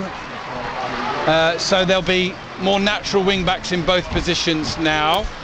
Rowe's done a job. Not the ideal matchup for him today, but he's done his job. He's on a yellow as well. An understandable change for the shots. Glover will be keen to get in the action and keen to give everything he's got for 15 minutes, hopefully without any cramp. And then Woking are going to make a change too, and they're going to up the number of ex-Aldershot Town players on the pitch, unless one of the other two comes off. I very much doubt they will. And he'll have to wait for the next stoppage in play. So Alexis Andre Jr. clears from halfway. Easy-headed winner by Kean Harries, who finds Barham. Big chance for Barham. Did everything he could, but gets the ball now with his back to goal. Turns, looks to get away. Dragged down he feels. Nothing given by the referee. Wilkinson plays it forward. It's cut out. It's well controlled by Grego Cox, but he couldn't quite get then his pass away. Frost coming back almost wins it, but it falls kindly for Brown. Ball into the feet of Grego Cox, and then good work from Frost, who appears from nowhere to get a vital touch and feed Stuart O'Keefe. O'Keefe finds Stokes, always willing, always available, always in space, and always controlling the ball well. Ball up to Barham. He chests it down, but can only find Akinola. Scott's onto the loose ball. He's played it to ball people to Reece Brown. He lifts it over the top. Ammond will chase. Can he keep it in? No, he can't. It will be a throw-in to Aldershot Town. And now, Ian, Woking can make that substitution. I can see who's coming off, but just tell the listeners. Yeah, Jermaine Anderson comes on. Rowan Ince goes off. Rowan Ince had one of his, he's been looking stronger recently. Hasn't been one of his better games today, but it's good to see Anderson back on the pitch though, and getting a good 15-20 minutes. I'm not sure what was announced there to the boos. Steve Gibbs, did you hear that? I think it was the return of Jermaine Anderson. A little boo for Jermaine Anderson coming on. So there's 3 ex-Shots players back on the pitch now for Woking. And Anderson, well, just being risked, as you said pre-match that he might be, Ian, for the last 15 minutes or so, nothing more. Another one returning from injury. Yeah, he did his Achilles, ruptured his Achilles last season, and it's been a long journey back, came back, but was really under pressure to play games in quick succession, re-injured himself, not on the Achilles but with other injuries, so he's been taking his time this time, understandably, and you hope that it'll be a start of a much longer sort of spell. Stokes falls awkwardly, and the ball falls kindly for Reece Brown, but good work back from O'Keefe and Harries. Ball fed to Glover into the feet of Tolaj. Good first pass from Glover. Tolaj is turned and he's away, sends it out to the right hand side to Glover. Ball comes back to him, and elsewhere we'll get further news from Oxford City when we get a break in play here, an opportunity. Cracking game between Eastleigh and Dagenham, which is 4-3. Chesterfield are now ahead against Solihull Moors. They were 2-0 down, they're 3-2 up. But here's Aldershot 2-1 up on the attack with Harfield inside to Stokes. Ball up to Tolaj, receives the ball back to goal, gives it back to Stokes. Is he going to try a shot from distance? No. He squares it to Glover. Glover pulls it back. Can't be controlled by Tolaj, but he manages to clear it away to a yellow shirted player. That player is Josh Stokes. 12 minutes left. Shot still with that slender lead. 2-1. Ball into the feet of Barham. Turns his man. Does well against Cuthbert. Squares it across. Cleared away by Wilkinson. And it'll find Reece Brown. Poor touch from him. And that will be shepherded into touch. A little bit of pushing and shoving between Brown and Stokes. Referee might well get his yellow card out for potentially both of them, and it's being made to be more of an incident than it really was right now as players from both sides come in. And while the referee sorts that one out, let's go back to Chris Baldwin. Oxford City against Dorking Wanderers. And it's Oxford City 0, Dorking Wanderers 2. The Wanderers' second goal coming just a couple of minutes ago. Bobby Joe Taylor on for in this second half for can't remember who came off for now, but I'll recall later. I think it was Matt Briggs. Great work from him down the right hand side. A venomous cross from the right hand side. The Oxford City defence couldn't deal with it, and Seb Bauman just a couple of yards out poked it home to give us a scoreline here of Oxford City 0, Dorking Wanderers 2. Thank you very much indeed. Much better for the Wanderers, who've reversed the scoreline in their double header. And this one, of course, was 0-0 the first time around. It's 2-1 shots now. Yellow card shown to Josh Casey, I think, rather than Reece Brown. So it may have been to do with the afters there. Maybe the referee letting the shove from each player go from Brown, retaliated by Stokes, but Casey getting 2 involved. He's been shown a yellow card. And eventually, when we get back underway, Aldershot Town will take a throw. And Farnborough 2, Havant 3 elsewhere. Plenty of goals as you'd expect on New Year's Day. Aldershot, well, I don't know what's going on here. The referee having a word with one of the stewards in front of the Aldershot Town fans, who have not, I repeat, have not attempted on this occasion to try and force the crash barrier in front of them. In fact, they've been kept behind the first barrier on the terracing to ensure that doesn't happen. They have, plus the crash barrier has been reinforced. To be honest, it was never a crash barrier, it's just a fence. Just a fence. And the crash barrier is the bit in front of it. Throw-in's taken. Stokes plays it back to Glover. He's making his way down the right-hand side. It's tight. He's taken down. He's won the free kick. And the Shots fans celebrate behind him because we've gone now into the last 10 minutes. We obviously got at least 9.5 plus whatever's added, but Aldershot have got the ball at the right end of the pitch and they've got another set piece, Ian. Yeah, it's a game which is really plays into Aldershot's hand at the moment, which is it's becoming quite bitty and a little bit messy, and that breaks any momentum that a team wanting to get back into a game can build. That's why so many teams do the horrible time wasting, falling to the ground, anything just to stop the momentum being built, and at the moment that's what's happening. Jill Wattram says shout out for Baz Alfie, Chloe and Kev. Happy New Year from Jill. It could be, if you're a Shots fan at the moment. It's tight and it's tense, but they have a slender lead. 2-1, 81.5 minutes gone. Aldershot's free kick. Glover takes it back. Gets it back again, sent inside to Harfield. Harfield clips the ball into the far edge of the penalty. Oh, Minoga toes it down. Barham follows up and he's towed it home. Minoga with the assist. Barham has scored in the 82nd minute, and the Shots might just have put this one to bed. Jack Barham with his 13th goal of the season. Woking 1, Aldershot Town 3. Yeah, and you have to say that was a well-worked goal, very well-worked goal. It was training ground stuff, ball in, header down. Barham got down on the end of it, and Woking caught sleeping there really. But 3-1, you'd have to say it looks like game over, but still 10 plus added time, so probably 15 minutes to go. Thank you very much, Ian Nicholson. Well, Aldershot may have struck the crucial blow in this one. And 1,198 fans on the far side are delirious. They've been battered by rain for most of the afternoon, but they won't care right now. They're in celebration mode. What a clever header down from Haji Minoga. You could have forgiven any player for trying to head for goal there, but he headed it down percentage-wise into a place where Jack Barham pounced to do what he's built a career on. Yeah, it was good composure and good composure and clinical from Aldershot in taking that goal. Scott Cuthbert and Josh Casey talking to the referee. Okay, eventually we'll get the game restarted here. So the goal going in the 82nd minute. We're just 83 and a quarter in now. We've still not got started. Expect a reasonable amount of added time as ever in this one. It's Eastbourne Borough 0, Worthing 2 as well, and that's another reason why 3-0 now in fact to Worthing, and that's another reason why we can't possibly please all our local radio and online listeners on the same day, because of the fact that it is New Year's Day. We're in the back. Yeah, we can do a quick. There's still another stoppage in play. Let's go quickly to Gary Smith for an update on Crawley against Swindon. Put him off and put it and see it out for another goal kick for Crawley Town. Less than 2 minutes to go here at the Broadfield Stadium. Crawley still lead by 3-0. 2-0 up at the break, and after 53 minutes, Dan Horsey with his second goal of the game really put the game to bed. A shot by Will Wright deflected into his path, and the striker had the presence of mind to go round the goalkeeper and slide it in to the back of the empty net. And Crawley are closing in on another 3 points that will lift them to within 3 points of the playoffs as the results stand at the present time. But most importantly, they are closing in on a clean sheet here at the Broadfield Stadium. Just over 60 seconds of the 90 to go. Crawley 3, Swindon Town 0.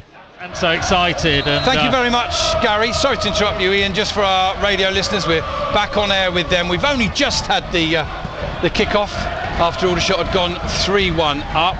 Quite a stoppage in play there, and maybe a shot from distance. Well, it's watched wide by Van Stappershoef, which gives you the opportunity to embellish or finish your point, Ian. Sorry. No, I think I was Derby games are great for emotions. You know, you can be on a high for a week, you can be on a low for that length of time as well, but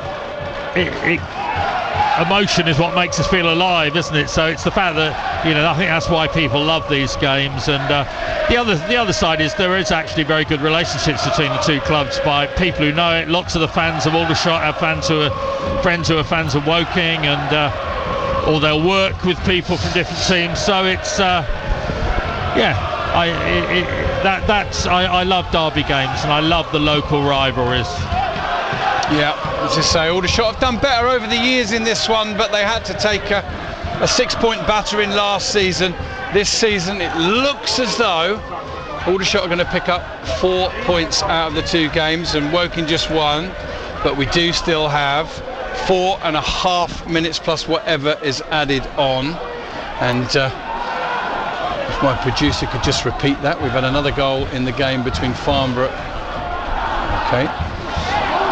Still intermittent there. Oh, it was a fall down to the ground by a Woking player inside the area, and then a late challenge comes in from Greg O'Cox, and that's surely going to see a yellow card, and it will be a free kick to Aldershot deep inside their own half. And Farnborough 2, Havant 4. Havant and Waterlooville. Let's not leave Waterlooville out of it. Farnborough having to take on both Havant and Waterlooville this afternoon, and hence the scoreline. Farnborough 2, Havant and Waterlooville 4. Here at the Laithwaite, 5,321 fans are witnessing another pulsating derby match between the Cards and the Shots, and it's the Shots who are ahead in this one, and they're going to make a substitution now as well.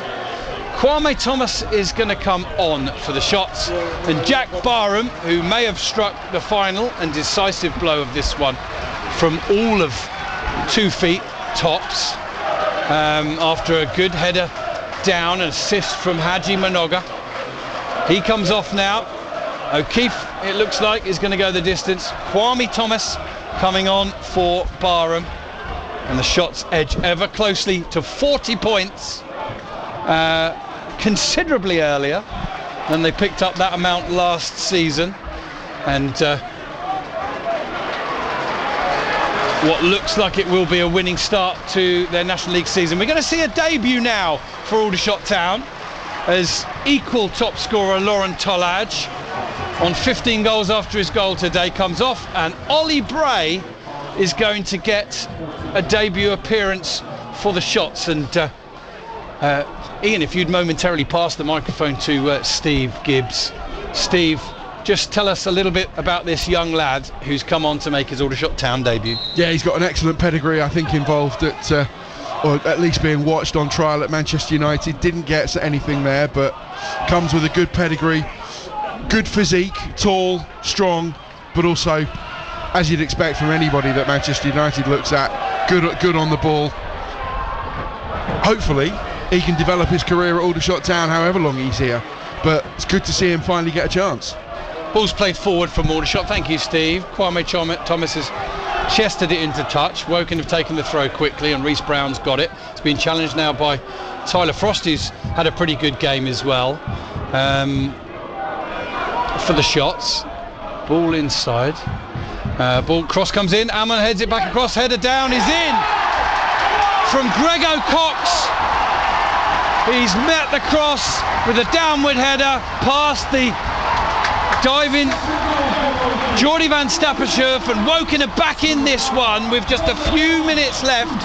Grego Cox on the spot. Woking 2, Aldershot Town 3. And just as you thought this game was sort of slumbering towards its conclusion, suddenly it's open again, and good long ball across. Ammon got the header right across, and Grego Cox was on the end of it, and he takes those well. He has a good leap on him, he's a good header of the ball, and he's also very clinical, which is something Woking, as we've been saying all game, have been lacking. And down into the bottom corner, and certainly odds obviously still on an Aldershot win, but certainly the Woking fans now making a lot of noise, and we've probably got, I would imagine, 10 minutes to go, maybe 8 to 10 minutes to go with added time. Well, the 90 minutes is up now. Throw in to Woking, and we're going to have 9 added minutes. Ian, you've called it right. And oh my goodness me, this derby match a couple of years ago we thought was done in Woking's favour, and Aldershot scored twice. Well, look, Woking have scored once already here to get back to 3-2. Stokes clears forward now. Cuthbert heads it inside, but only as far as Ollie Bray. Good first touch, takes it under control and plays it out to Kwame Thomas. Goes for the return down the right-hand side. He's up against Wilkinson. Plays it off Wilkinson. Throw into the shots. Steve Gibbs away to my right will know that Aldershot were probably going to concede again. They don't do it easily ever, do they, Steve? Josh Casey's been given the Woking official man of the match. We'll hear who Ian Nicholson's given it to in a bit, but here's Aldershot charging forward. Oh, Aldershot Town fans cheered for a penalty. Stokes has gone down. Referee sees it the other way and shows Stokes a yellow.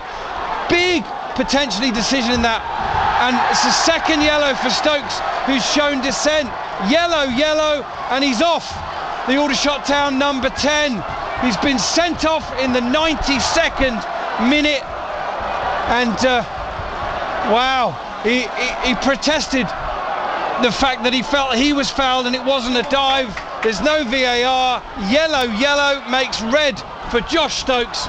Shots down to 10, 3-2 up, and we've got 7.5 minutes left of a minimum of 9. Ian Nicholson. Well, one thing this referee has been, he's been very hot on dissent. I think he books Michael Doyle, the Woking manager. He books Josh Casey. He's now, a young lad, 19-year-old. Everything he's touched has turned to gold this season, and that could well be a big learning moment. But you could whether understand. It's justified, but the referee has been very hot on dissent. Crawley 3, Swindon 0, by the way. But here at the Laithwaite, it's full time there in that one. Crawley 3, Swindon 3-1 to Crawley against Swindon. A late goal there, and still we're not underway. And now the referee has shown yellow to a member of the Aldershot management team. I think, was it yellow or red, Steve? Yellow. So both managers shown yellows. Picked up a yellow. It's all happening off in this one. Oxford City have pulled a goal back against Dorking Wanderers. It's 1-2 there, so the Wanderers hanging on, and the shots down to 10 men hanging on here as eventually Aaron Farmer gets us back underway. We'll get Steve Gibbs' thoughts on the initial decision against Josh Stokes. The second one we can have no say on. He must have showed dissent. We'll talk to Steve after the game about that one. But Woking are still in this. Aldershot down to 10 men, and they've got time to get through here. Here's O'Keefe holding the ball up, takes the foul from behind. Good experience there, good nous from O'Keefe, does really, really well. He's about to complete, I'm pretty sure, his first 90 minutes in an Aldershot Town shirt. I can't quite remember. The Dorking game at Oxford City is over, and it's Oxford City 1, Dorking 2. But here we're 3.5 minutes into a minimum of 9 added. Harfield takes the ball, clips it forward. Kwame Thomas takes it down by the corner flag and holds it there at the moment. He's holding it up, and it's been put behind the goal, I think, by... no, it's been put into touch, and the referee's given a throw in to Aldershot, and I saw the ball clearly behind the goal line there. I was expecting either a goal kick or a corner. Yeah, absolutely. The referee's been decisive. He may not always have been right, but we'll have to come back to that Josh Stokes moment in a little while. Aldershot have lost possession. It's cleared forward by Woking, and Harries takes the ball on his chest, but it's clipped forward, and then a good jump from Minoga, and Glover looks to play the ball back to Van Stappershoff. He's underhit it, but Van Stappershoff reacts quickly and clears it forward. It's headed up in the air by Wilkinson. Good jump between Akinola and Thomas, and again, and the ball runs loose to Tyler Frost. He's got an outside run on his right from Ryan Glover. Glover back to Minoga. Minoga sends it straight back up the other end towards the shot substitute Ollie Bray. He can't get a touch, and it goes through to Alexis Andre Jr. Crazy finish here this afternoon, and 2 yellows for Josh Stokes, his first sending off in professional football. Felt he'd been pulled down for a penalty. The ref saw it the other way and waved yellow. He showed dissent and got a second and was sent off. Woking 2, shots 3, 95 minutes completed now, at least 4 more added. Harries comes away with the ball, finds O'Keefe. O'Keefe plays it into the path of Ollie Bray. Will he take on the Woking defence? There's plenty of them. Skips inside, ball is half cleared, but finds Stuart O'Keefe. O'Keefe finds Tyler Frost. Gets the afterburners on, bombing forward. Is he going to try a shot from inside the edge of the area? Deflection, brilliantly saved by Alexis Andre Jr. A big moment in the game there potentially for Frost. Great effort. Now it's at the other end, and Harries clears the ball up in the air. It's battled for again on the edge of the area, and comes inside, and eventually O'Keefe hammers his foot through it to clear. And my goodness me, Ian, it's all happening here. Yeah, and also I would think the Stokes sending off happened after the additional time was given, and that could well be at least 2 more minutes. Wow, here come Woking again. This one is not done. Woking 2, Aldershot Town 3. Ball's with Casey on the left-hand side. Ball inside, and Akinola involved. Gives it back to Casey. Aldershot with all players behind the ball now. Even Ollie Bray, who's the most forward of them. Ball out to the right-hand side. Here's Dan Moss. He's going to try a cross into the box. It's inadvertently flicked on and cleared away by Haji Minoga, but there's nobody up front for the shots. It'll bounce once. Wilkinson's not going to bother with Andre Jr. He gets it under control and gives it to Moss. Surely Woking are going to create at least 1 more chance in this game. Can they take it and ensure that honours would be even on Boxing Day and honours even on New Year's Day? As it stands, the shots are clinging on to this slender lead given them to by Jack Barham. If they do hang on, he'll have scored the match-winning goal now, not Tyler Frost as thought earlier in the game. Here is Reece Brown, tackled by O'Keefe, who can't win the ball. Back to Moss. Moss patient. York City 2, Gateshead 0 is a final score. And here's Denon Lewis on the right-hand side. Gives the ball back to Casey, to Moss, sorry. Moss to Wilkinson. Over to the left-hand side to Cuthbert. Cuthbert finds Casey. Can they at least make room for a cross? Anderson picks up the ball. Akinola from distance. Shoots wide. Under pressure, in fairness, from a combination of Ollie Scott and Stuart O'Keefe, and a moment for us to catch our breath, and certainly me anyway, and bring in Ian Nicholson. 97 minutes 45 seconds gone, 1 minute and 15 plus whatever referee Farmer decides to add on after that. Yeah, I think Woking probing, pressing, trying to... Aldershot obviously defending very, very deep, and occasionally a long hoof clear to try and hit on the break or at least relieve the pressure. And Akinola, poor shot really. I mean, Woking really haven't had midfielders this season who have threatened with shooting very much, and it's something that I think Michael Doyle will be looking to strengthen. Right, the ball's back with Alexis Andre Jr. 98 minutes 20 seconds on the clock. Moss plays it forward to Grego Cox, who's got his side back in it, tries a turn, can't come away with it, feeds Harries holds it up, the ball breaks kindly for Kwame Thomas. It's going to make his way down the left hand side. He thinks he's fouled, nothing's given. Moss has gone down awkwardly, felt something in the back of his thigh, gingerly getting to his feet again now. It might be his hamstring, he'll have to wait and see. He's felt something, jogs on with caution, and Woking still have the ball. They come over halfway now with Josh Casey, and in any second now the 99 minutes will be up. We'll have to see what the referee plays. Good challenge from Glover, headed forward by Frost, bouncing around near Kwame Thomas, who's trying not to foul. Woking send it back inside. Wilkinson's got it. A lot of players waiting for a ball in, but someone's got to put it in. Good challenge from Ollie Scott, clears the ball forward. Alexis Jr. way out of his goal. We're 18 seconds over added time here. We're into added time, at the end of added time. Still it's Woking 2, Aldershot 3. Ball into the box from Woking, headed away by Harfield. It's going to come back in from Moss, taken on his chest inside the area. Back to Akinola, squares it to Anderson. Anderson out to the left-hand side to Denon Lewis. He gets his cross in. Van Stappershoef snaffles, catches, goes to ground. Referee looks at his watch. We're moving in now on 100 minutes here at the Laithwaite. Woking 2, Aldershot Town 3. And the ball is with Geordie Van Stappershoef. I'll come to you on full time because we're in the dying seconds, Ian.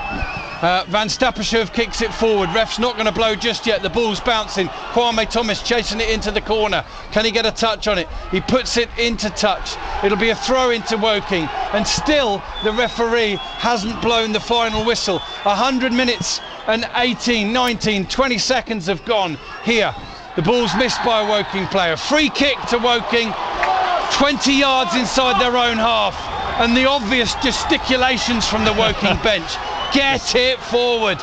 The ball's been picked up by Jermaine Anderson. Still the referee plays on. Minoga gets to the ball on the right hand side, clears it forward off of a Woking player. There could be a counter attack on here for shots. Bray sends it out to the right hand side.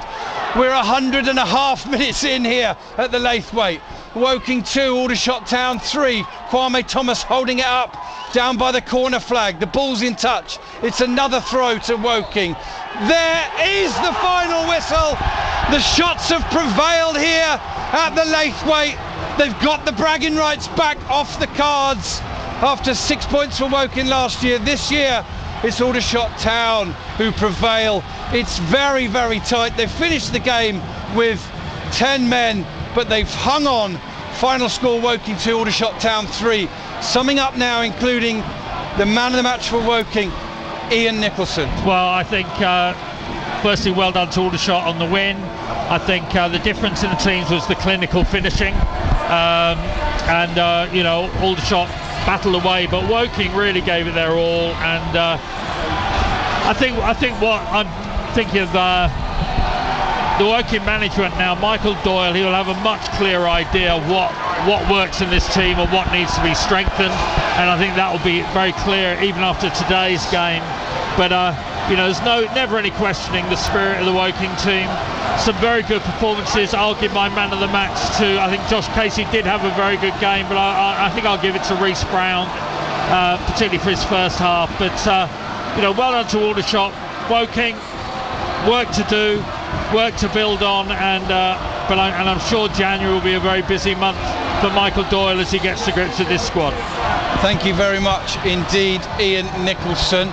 Turning our attentions to an Aldershot Town perspective on this one. Ian's very kindly passed the microphone to former Shots media manager Steve Gibbs. Shots got it done in the end. It was tight and tense, as you'd expect, nothing less from Aldershot Town. But just sum it up from an Aldershot point of view, Steve. And can you put the Aldershot Town supporters' minds at rest about the red card of Josh Stokes and the game that's coming up next week? Yes, I believe that cards are restricted to the competitions in which they are accrued. Unfortunately, that is also verified by Ian Nicholson. Yeah, Josh Stokes will be banned for forthcoming league games, but fortunately he will be available at the Hawthorns next Sunday. And yeah, Aldershot deserved the 3 points this afternoon. Woking through the kitchen sink at the shots, but really they only really created 2 chances in the whole of the second half, including the goal that Greg O'Cock scored in the last minute of normal time. Hard fought, a battle befitting a local derby, but Aldershot Town just about shaded it. They've taken 4 points from the 6 available over the holiday period, but for me the bigger picture, over 11,000 people have seen these 2 games, and that's great for the health of local football. Not just Woking, not just Aldershot, but getting people engaged in local football, and that grassroots rising up from divisions far below the National League in the footballing pyramid. And yeah, the interest is there, the passion is there, and you have to say the quality is there as well. Probably the last thing I have to say, and it typifies his performances throughout this season and probably the way this game has gone. But Aldershot Town have scored 3 goals, but for me the man of the match, absolutely imperious, calm in the face of whatever is swirling around him, weather-wise, tempestuous football-wise, Mr. Kean Harris. Yeah, wholeheartedly concurred with you. Honourable mentions, as always, to Ollie Harfield and to Lauren Tollage, who Ian Nicholson picked out for praise. And well done, Stuart O'Keefe, the Aldershot Town captain, for completing 90 minutes out there. What a tumultuous afternoon. The rain, once it started, Tim, never abated. We got the goals that were missing on Boxing Day. We've had a red card to Michael Doyle's got his first 2 goals as a Woking manager, but it's not enough for the Cards to pick up any points. Final score here at the Laithwaite: Woking 2, Aldershot Town 3. Listen to that singing in the background. Great stuff. Thank you to Rob, to Ian, and of course to Steve Gibbs. Steve and Rob back next Sunday, 2 o'clock, 1:30 start, full live commentary away to West Bromwich Albion, and we will talk more about that over the next week as we build up to that match. So you can have your say if you wish. We'll open the phone lines 0800 232 1045. We'll give you all the other headlines and the phone numbers, but let's now get the final score at Dorking. A huge win for them away to Oxford City. A very patient Chris Baldwin, but it was worth waiting for, Chris. Oh, it certainly was, Tim. A relegation 6-pointer that goes the way of Dorking Wanderers. This afternoon it finished Oxford City 1, Dorking Wanderers 2. A huge 3 points for Mark White's side as they brushed off the disappointment of that Boxing Day defeat. A drab first half saw very few chances indeed, save for a couple of long-range efforts, one from Luke Moore of Dorking Wanderers and one from Matt Briggs as well. The second half came to life as Nia Kirby produced a rasping shot that brought the best out of Harrison Mayle as he parried the ball away to deny the Oxford City player. And a few minutes later, Dorking Wanderers broke the deadlock as Niall McManus turned the ball past Jack Bycroft to make it 1-0. Oxford City rarely threatened before Dorking went 2 up 9 minutes from time. Great work from Bobby Joe Taylor down the right hand side, on for Matt Briggs in the second half, and a venomous cross from the right. Oxford City failed to deal with it, and Seb Bauman, just a couple of yards out, poked it home. He won't get too many goals easier than that one. The Hoops pulled one back with literally the last kick of the game as Ollie Sanderson scored from close range. The Dorking Wanderers supporters ecstatic as they left the ground this evening. A final score here of Oxford City 1, Dorking Wanderers 2. Chris, thank you. Fantastic result for Dorking. Reaction to come before 6 o'clock tonight. We'll tell you all about what's coming on after 6. We have reaction, though, from all our local featured games. Let's get the final score at the Broadfield Stadium. Crawley winning by 3-1 at home to Swindon. Gary Smith. Full time here at the Broadfield Stadium, and it's 3 goals and 3 points for Crawley Town to kickstart 2024. They've beaten Swindon by 3-1. They got the ball rolling after 9 minutes. Some great work down the right-hand side between Rolls and Darcy. Ended with Darcy firing the ball across the 6-yard box for Orsi to touch it home for his 12th goal of the season. And they doubled their lead, Crawley, after 26 minutes. Swindon failed to clear a free kick, and it broke on the edge of the box for Jack Rolls, who took one touch on his thigh and then volleyed it right-footed, low to the goalkeeper's right and into the bottom corner. Nick Cerula then hit the side netting as Crawley looked to get a third goal. But the visitors crept back into the game and they had a couple of chances. Corriedai had to make a couple of saves before the break, and Dan Kemp also went through one-on-one with a great chance that he put wide of the post. But the victory was secured for Crawley Town after 53 minutes when Will Wright had a shot from inside the Swindon midfield area. It ricocheted around the penalty area, broke for Dan Orsi, and he had the presence of mind to go round the goalkeeper ward and roll it home for Crawley's third of the afternoon, his second and his 13th goal of the season. Kane then had a shot saved for the visitors. There were chances that came and went for both sides, and eventually Swindon got themselves a consolation inside stoppage time. Crawley failing to keep that home clean sheet that they were looking for from a free kick just outside the penalty area. Kemp drilled it low to Corriedai's right, and it skipped off the wet surface and into the back of the net. But Scott Lindsay, he won't care too much about that. He'll be disappointed not to keep the clean sheet, but at 5-3 he would have just wanted the 3 points in the bag, and that's exactly what his side have got to kick off 2024. 3,646 people here to see this one today, and the majority of those will go home very, very happy. In the rain here at the Broadfield Stadium to kickstart the new year, it finishes Crawley Town 3, Swindon Town 1. Great stuff, Gary. Thank you. The sound of Surrey. BBC Radio Surrey. All the reaction from the big match. This is the final whistle.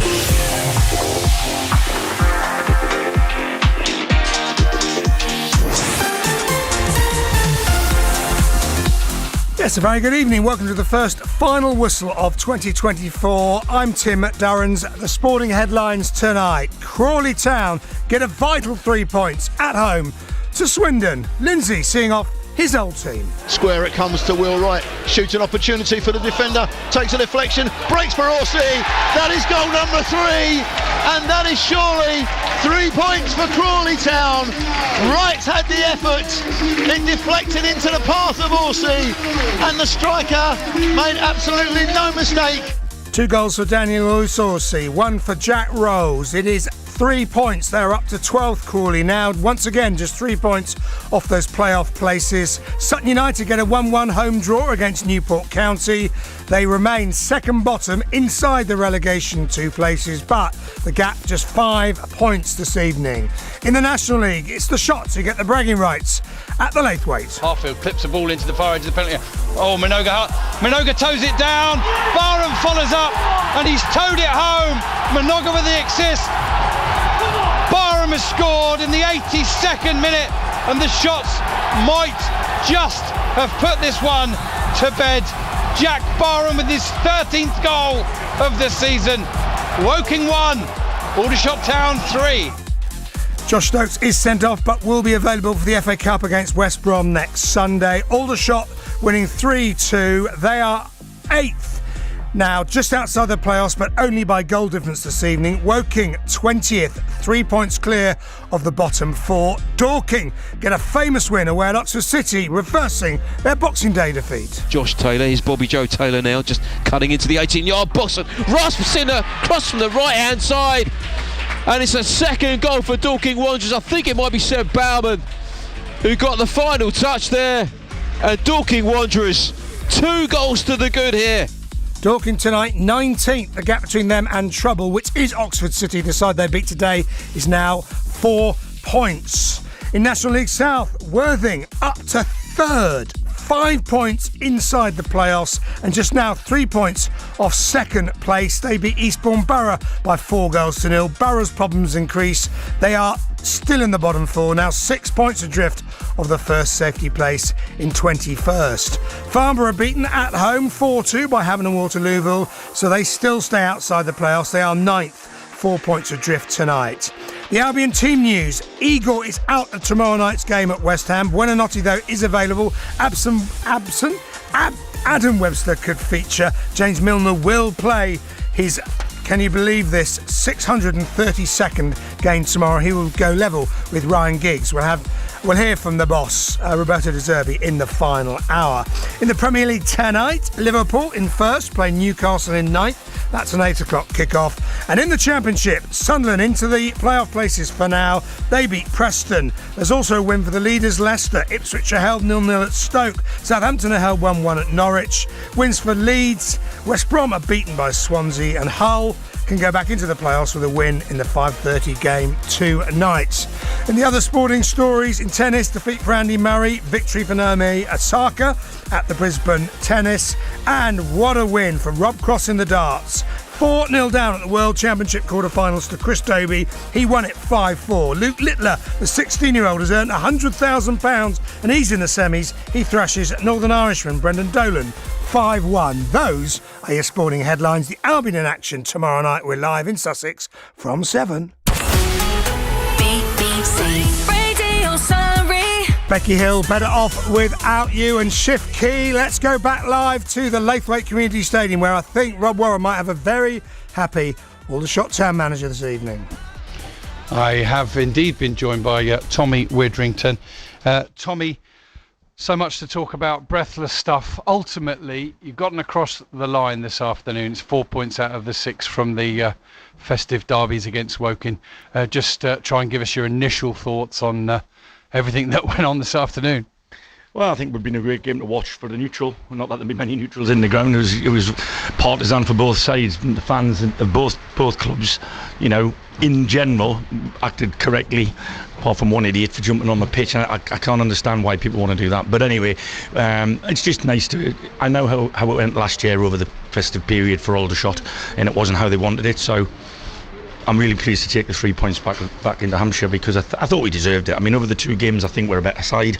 But Michael is a top bloke, and I can see him making these a better outfit than they've been up until now. Your side come under a fair amount of pressure. Woking started the better of the two sides again, as they did on Boxing Day, but you wrestled your way back into it. And unfortunately, Lauren Talajid had 4 efforts in the Boxing Day game. He scored with his first one today. Yeah, I thought he was a constant threat to them, and as was Jack. And I thought by them changing the back line like they did and taking out the athleticism of young Tamir Udusina, it gave us a real platform to have a threat down the sides of them. And as much as the 2 warriors at their back line are that, they're not the most mobile, so we knew we could get in. And Lawrence, it was very similar to the Swindon goal. It was a really good finish across the goalkeeper. But I thought we were a constant threat, and I thought we used the ball better today than we did in the last game against them. But they've tried to stifle us, tried to stop us from playing a game. And credit to them that they didn't stop all the way to the end. You know, they were putting pressure on us, but our lads stood up really well. You know, 9 minutes went up and we ended up playing 11 and a half. I don't get that either. But hey ho, we go on with the points. 1 or 2 players, you put your faith in Ollie Scott this afternoon. He had a cracking game for you, and your skipper got through 90 minutes, and I'm trying to think if that might be the first 90 he's completed for you. It might well be, to be honest. He might have done one before he got injured in August, September time, but it's been a managing thing with him, and I thought he showed exactly why he's here today. I thought he controlled the middle of the park. He was that calming influence when people might have been, getting a little bit frenzied towards the end. He is that calmness personified. So I'm delighted that Stu got through the game and to be part of this, because he's missed some big occasions for us this season, and I'm sure had he been playing the occasions would have still been the same. So he's had to watch, but I'm sure he'll be pleased with his own performance today. So many things we could talk about, but let's cut to what ultimately is the winning goal. And I thought a really unselfish moment from Haji Minoga. Excellent ball in, I think, from Harfield. And Minoga, most players I think would have tried to get a header in goal, but no, he headed it down into a position 2 or 3 yards out where we know Jack Barham's lethal. Well, it's an ethos that we have. We don't care who scores, we just want to score. And the fact that the 3 lads who've played most of the games at the front of the pitch for us have all in double figures is absolute, tantamount to what we do is what we do. If there's somebody in a better position than you to make sure we score, then I think that's what we do. If you look at the second goal, whilst we didn't score the initial attempt, it was blocked. it was a square pass to an empty goal, really. So I just like the way that the lads have bought into that, and strikers are. You can't stop strikers wanting to score goals. If Laurent Talage didn't score a goal, he's like a bear with a sore head for the first 2 days back in training. But him and Jack getting absolute just desserts today, I thought, because in the 2 games I thought they worked their socks off and they've deserved goals. I'm pleased they got them. Final word has to go to 1,198 Shots fans, and you'll take a huge pride, I'm sure, in having sent them home happy this evening. Yeah, we are the better of the 2 sides at this moment in time, I believe, and I think over the 2 games the 4 points has been worthy. So I was absolutely delighted. I had 3 remits when I came into the club. One was to keep us in the division, one was to win an FA Cup game, and the other one was to beat Woking. So I'll be knocking on the door for a new deal, I think. I said last question, but I have to ask you this. Josh Stokes picked up a second yellow late on in the game. There were shouts for a penalty. It wasn't given. And then, I don't know, I'm not sure how you saw it, but maybe he was then shown his second yellow. Was it perceived a dive, or did he show some dissent? Well, the 4th official said it was dissent, but the referee seemed very, very quick to get over and put the yellow card up and then the red card, so I'm assuming it was for a dive. But I don't even think he's had one free kick given to him today, and it's impossible that can happen. The guy embraces contact, he rolls with it, he uses his body very, very well. Whether he's dived or whether he hasn't dived, the bloke's he's got involved at that end of the pitch where there's a big roar from their crowd. I thought it was a penalty. I'll be honest with you, I thought it was a penalty. I'll have to watch it again on the video, but it's nonsensical to take that type of talent and do that to him. It's a joke. A 19-year-old lad, he hasn't got a bad bone in his body. He lives and breathes football 7 days a week, and he just wants to play. He wants to play, and so we're not going to have him for one of the games. I don't know which one yet, but you certainly have to miss a game now. Thank you, Tommy. Just stay with me for a moment. Tim, back to you on the radio live. That's Tommy Widrington, the Aldershot Town manager. Rob, thank you. And to Tommy Widrington coming out so soon. Big win for Aldershot Town today, winning 3-2 away to Woking. We'll try and get some reaction from the Woking camp for you before 6 as well. Aldershot then currently just outside the playoffs again in 8th. Goal difference only though. Woking 20th tonight, 3 points clear. If you're at the game, you want to give us a call, 0800 232 1045 or 1046, 0800 232 1045 or 232 1045 or 106. I think you get the number. Give us a call if you wish. We're going to get some more reaction from our feature games. Reminder, Crawley, big win for them at home today. Call us on that one as well. And Worthing, big win away at Eastbourne Borough. Not so good for Eastbourne Borough, but Worthing up to 3rd. We'll look at all the scores on the tables and the scores in the Eastbourne Premier in a moment's time. But a big game, of course, for Brighton and Hove Albion tomorrow night. They head to the London Stadium to face an in-form West Ham side. Brighton, though, doing well themselves after that great win, of course, against Spurs. They will be without a certain number of players, but this was the team news from today. Igor is out. Buonanotte, though, should be available, will be available. Adam Webster could be involved for the first time since November, and it's going to be confirmed that James Milner will play. Roberto De Zerbi was asked about the injured players, his thoughts on who he might get back, and on the possibility of any new blood in the transfer window. I don't know. We have not spoken about transfer market, the next window of transfer market. We have to analyze the situation about injuries, how they need, how much time they need to back on the pitch, and then we will take a decision, a best decision. I would like to have all players, because working with 12, 10, without 10, 12 players is becoming tough. But I have a great players, great guys, and so we are competing, we are fighting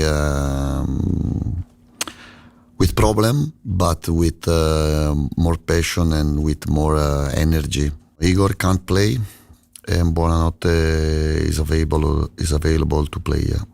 I don't know, Webster.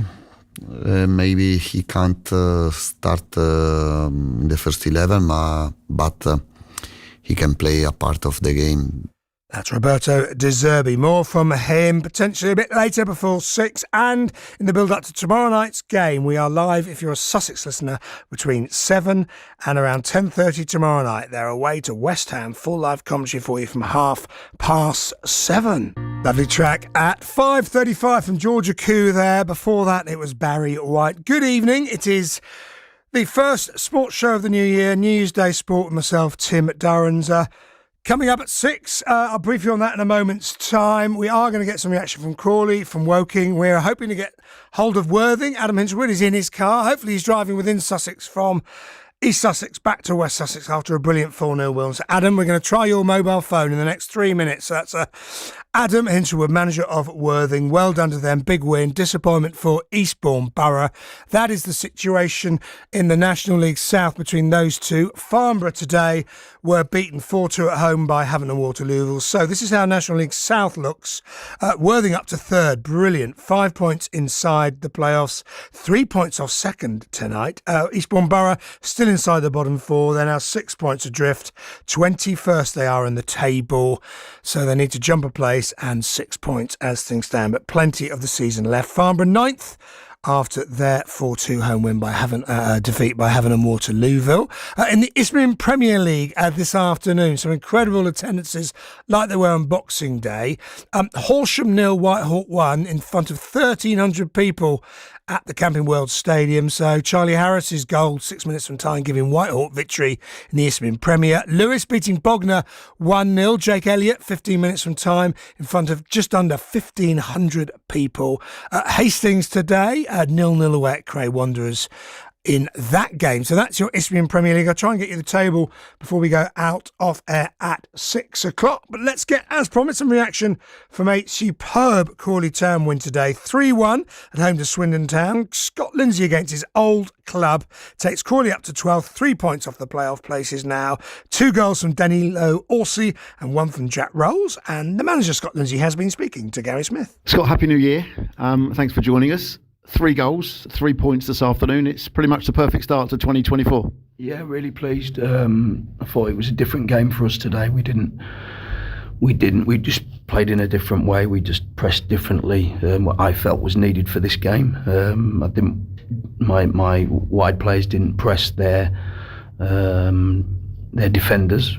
My wide players stayed with their wide players, which meant we protected our defenders, which gave them a little more of the ball than we would normally like, but felt it was right for this game. We kind of pressed from the middle of the pitch as opposed to from the outside of the pitch.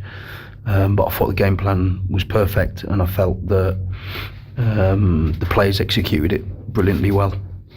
We spoke in the commentary about the fact that you scored goals at very important times in the first half. Swindon started brightly and sort of peppered the box with some chances. You got one within the first 10 minutes and then added one just after the halfway point of the first half. So goals were always good to come by, but they seem to come today at important moments. Yeah, they did. Yeah, I think you're right. I think that there was probably a moment or a couple of moments where Swindon were putting us under pressure. We had to ride that through. I thought we defended the box really well today against some really good forwards. And we did score at the right time, I believe so, yeah.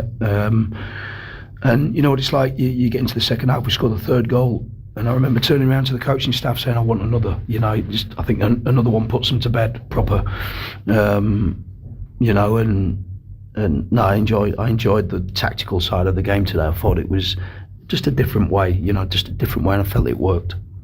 You made 4 changes to the starting 11. Obviously, one was enforced with Maguire's suspension. Williams came back, who's been a regular. Cerula came back, who's been a regular. But I just want to touch on Joy McKenna, who came in, and we said during the commentary, he doesn't look like a player who's not getting a regular game in the league. He looked comfortable, he looked assured, and he looked very, very good against a very potent attacking line that Swindon have got. He did brilliant. He's very calm. Very calm in possession, and I thought he'd done his defensive duties really, really well. I thought that they tried to, especially in the second half late on, they tried, I think Charlie Austin played more so on that side, and they tried to hit a few diags that side. I thought Joy dealt with it brilliantly well, and it's hard because Charlie's a real handful, especially when the ball's the other side of the pitch. He's hard to mark in the box. He's got good movement. He has good know-how. He knows how to attack a ball. Romeo Hutton knows how to cross a ball to him. So all these things we had to get right today, and we did. I thought Joy did it brilliantly well. You're approaching a year in charge now, Scott. I think it's the 11th of January will be your 1 year anniversary of being in charge. How do you reflect on your 12 months of being in charge at Crawley? How would you assess things? Hard work it's been, but no, enjoyable for a start. I've really bought into the fans for a start, and I believe they've bought into me. We've got a really good relationship with the supporters. The people I work with are fantastic. The players are great. I enjoy coming into work every day, and I think that we've come a long way from what we was when I first come in. So it just goes to show what hard work can do, because everybody's worked hard since I've been here, and we've all kind of pulled in the same direction, and got our heads down and really grafted, and we're miles away from where we was, and let's hope that continues. I did a little bit of research on 2023. If that had just been a season for the calendar year, the number of points that you've got would have finished you in 16th place in the table, as opposed to the 22nd that you did finish. But 22nd was enough at the end of last season, and the progression I think this season is there for all to see. Yeah, we always wanted to obviously do better than we did last year. That was the first kind of thing that we spoke about, that we've got to improve on that. But we have inside the building, in the four walls of the dressing room, kind of like private aims and of where we want to get to, and we're kind of on course for that. So I'm really pleased. And just finally, Scott, on to Bradford on Saturday. It'll be much like Milton Keynes, won't it? It's a big stadium. There'll be a big partisan, vociferous crowd behind the home side. Your side, I guess, have just got to ignore that, concentrate on their game, and hopefully pick up a double with a victory over Bradford like you had here on the opening day of the season.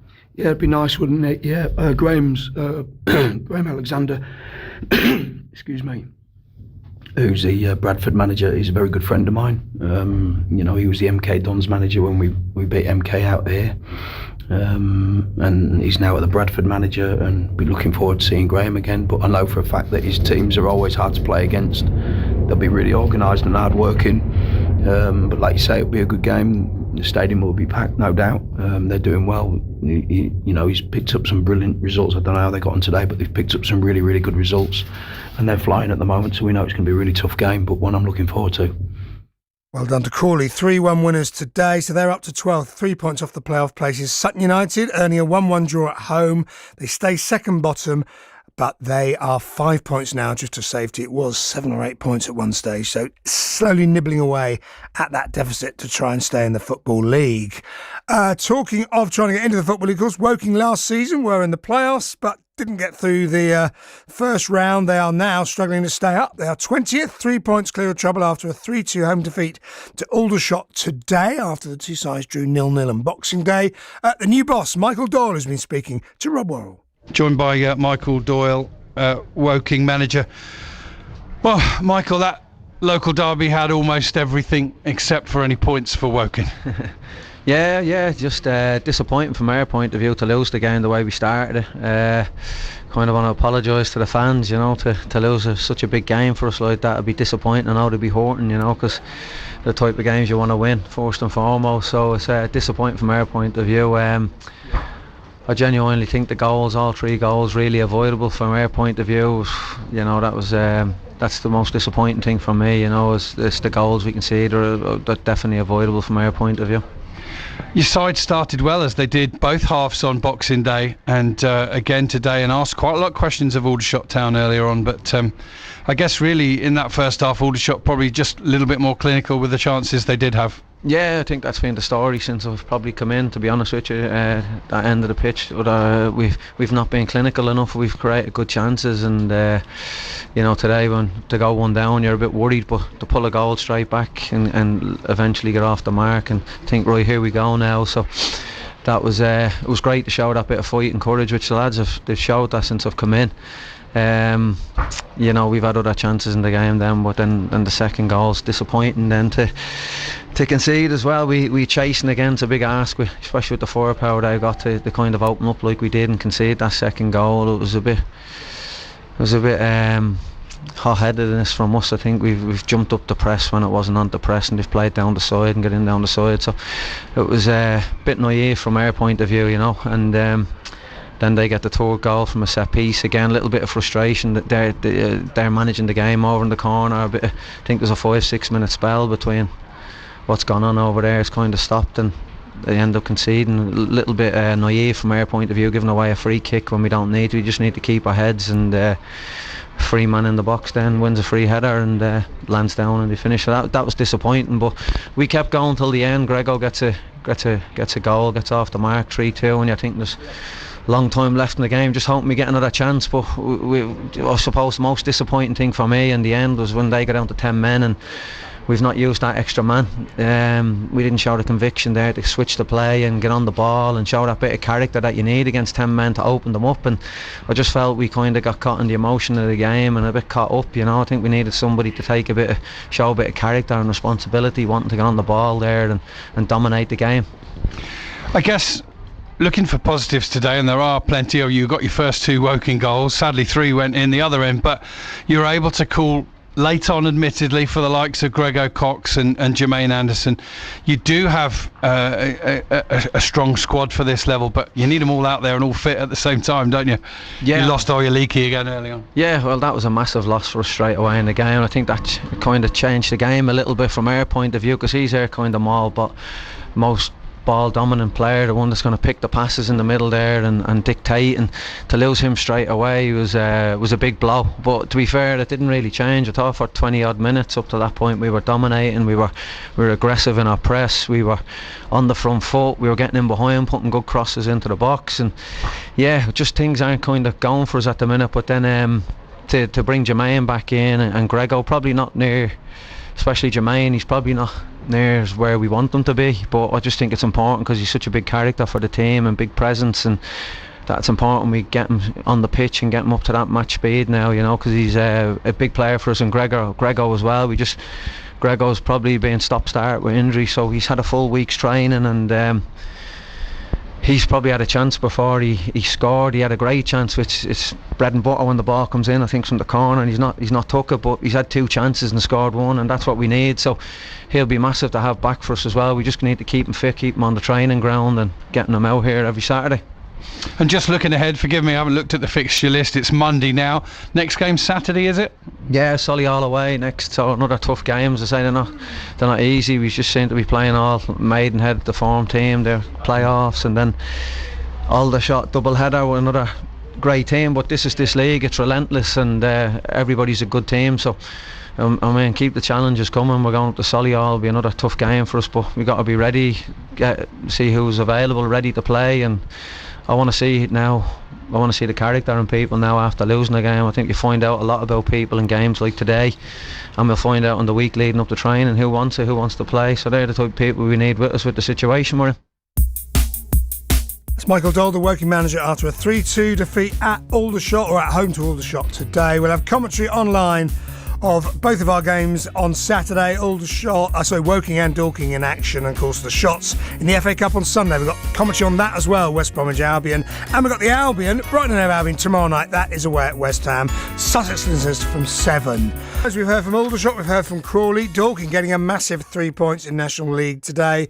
2-1 they won at Oxford City, and Mark White, owner and manager, spoke with our reporter Chris Bulbin afterwards. Mark, this was always going to be a really important game today. You must be absolutely delighted with the 3 points. Yeah, I thought we showed our experience, and I thought we showed our winning mentality, because it was a game we had to come here and win to get games in hand. You know, like we would have gone in the relegation zone. Yes, it's a tight league, but listen, no one wants to see themselves there. It affects confidence, puts you under more pressure.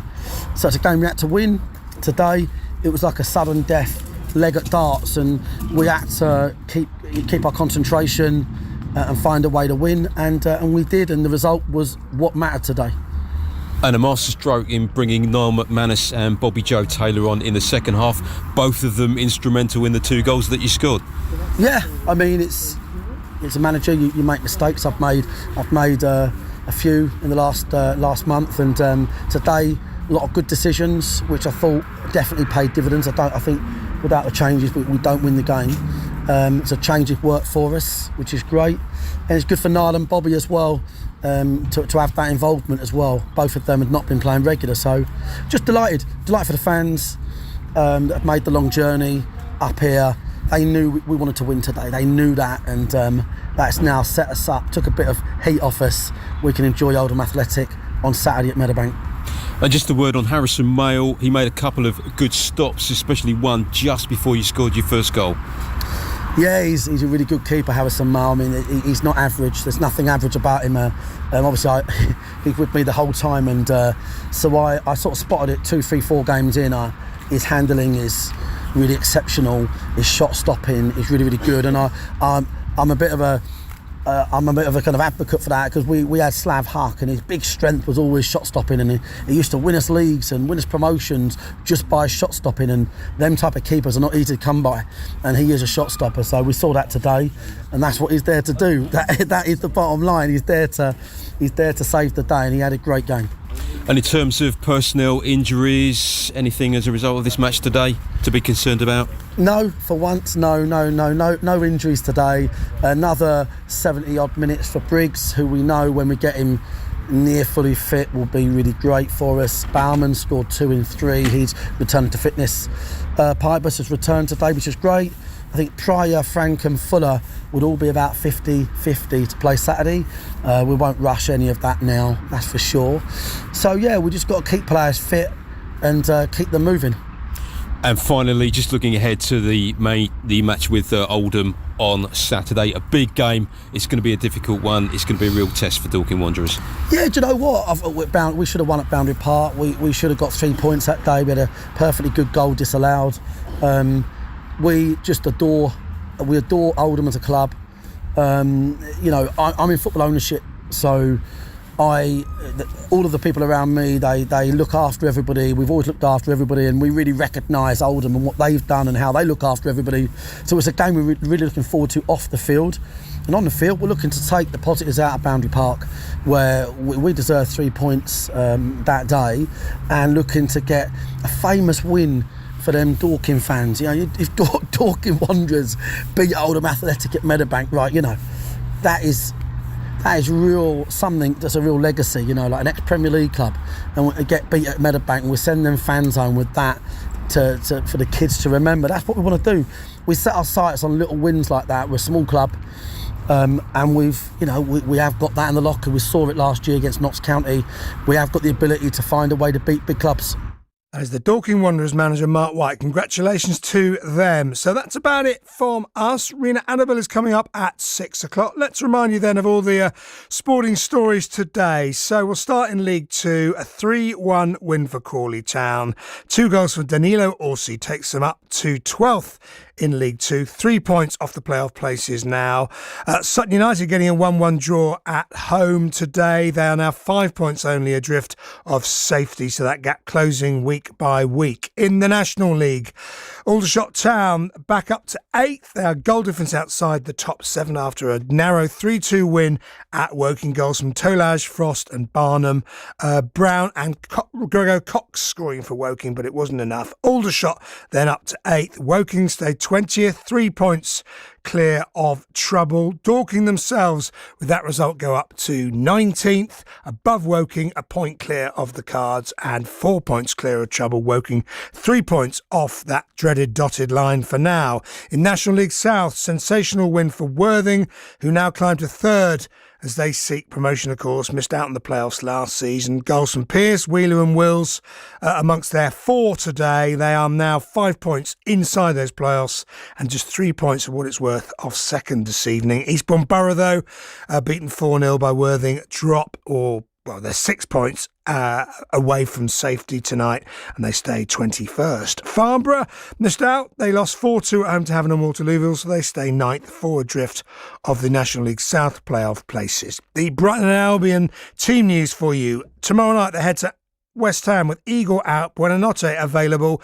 Adam Webster could feature for the first time since November. James Milner will play and will look set to equal Ryan Giggs' 632nd game in the Premier League and go second in the all-time record list. Elsewhere, Liverpool play Newcastle tonight in the Premier League.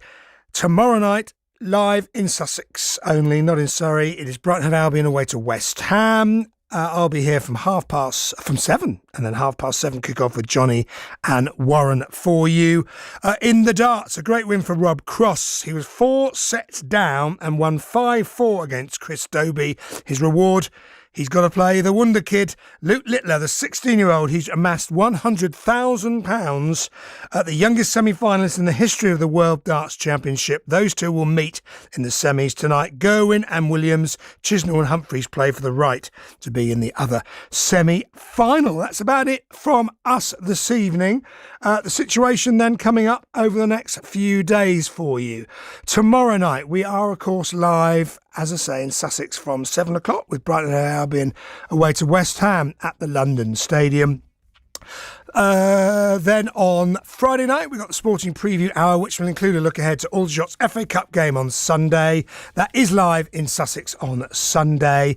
On Saturday we've got the Albion and FA Cup action at Stoke in Sussex, and in Surrey we'll have coverage of the 2 games involving Woking and Dorking in the National League. That's about it from us today. Congratulations to our winners, to Crawley, to Aldershot, to Dorking and to Worthing. Thanks for listening. Thanks to my producer, Cameron Anderson-Jones. Enjoy the rest of your new year. Rena Annabel is next. Good luck to Rob Cross from Hastings in the darts semi-finals in the next day or two. Good night.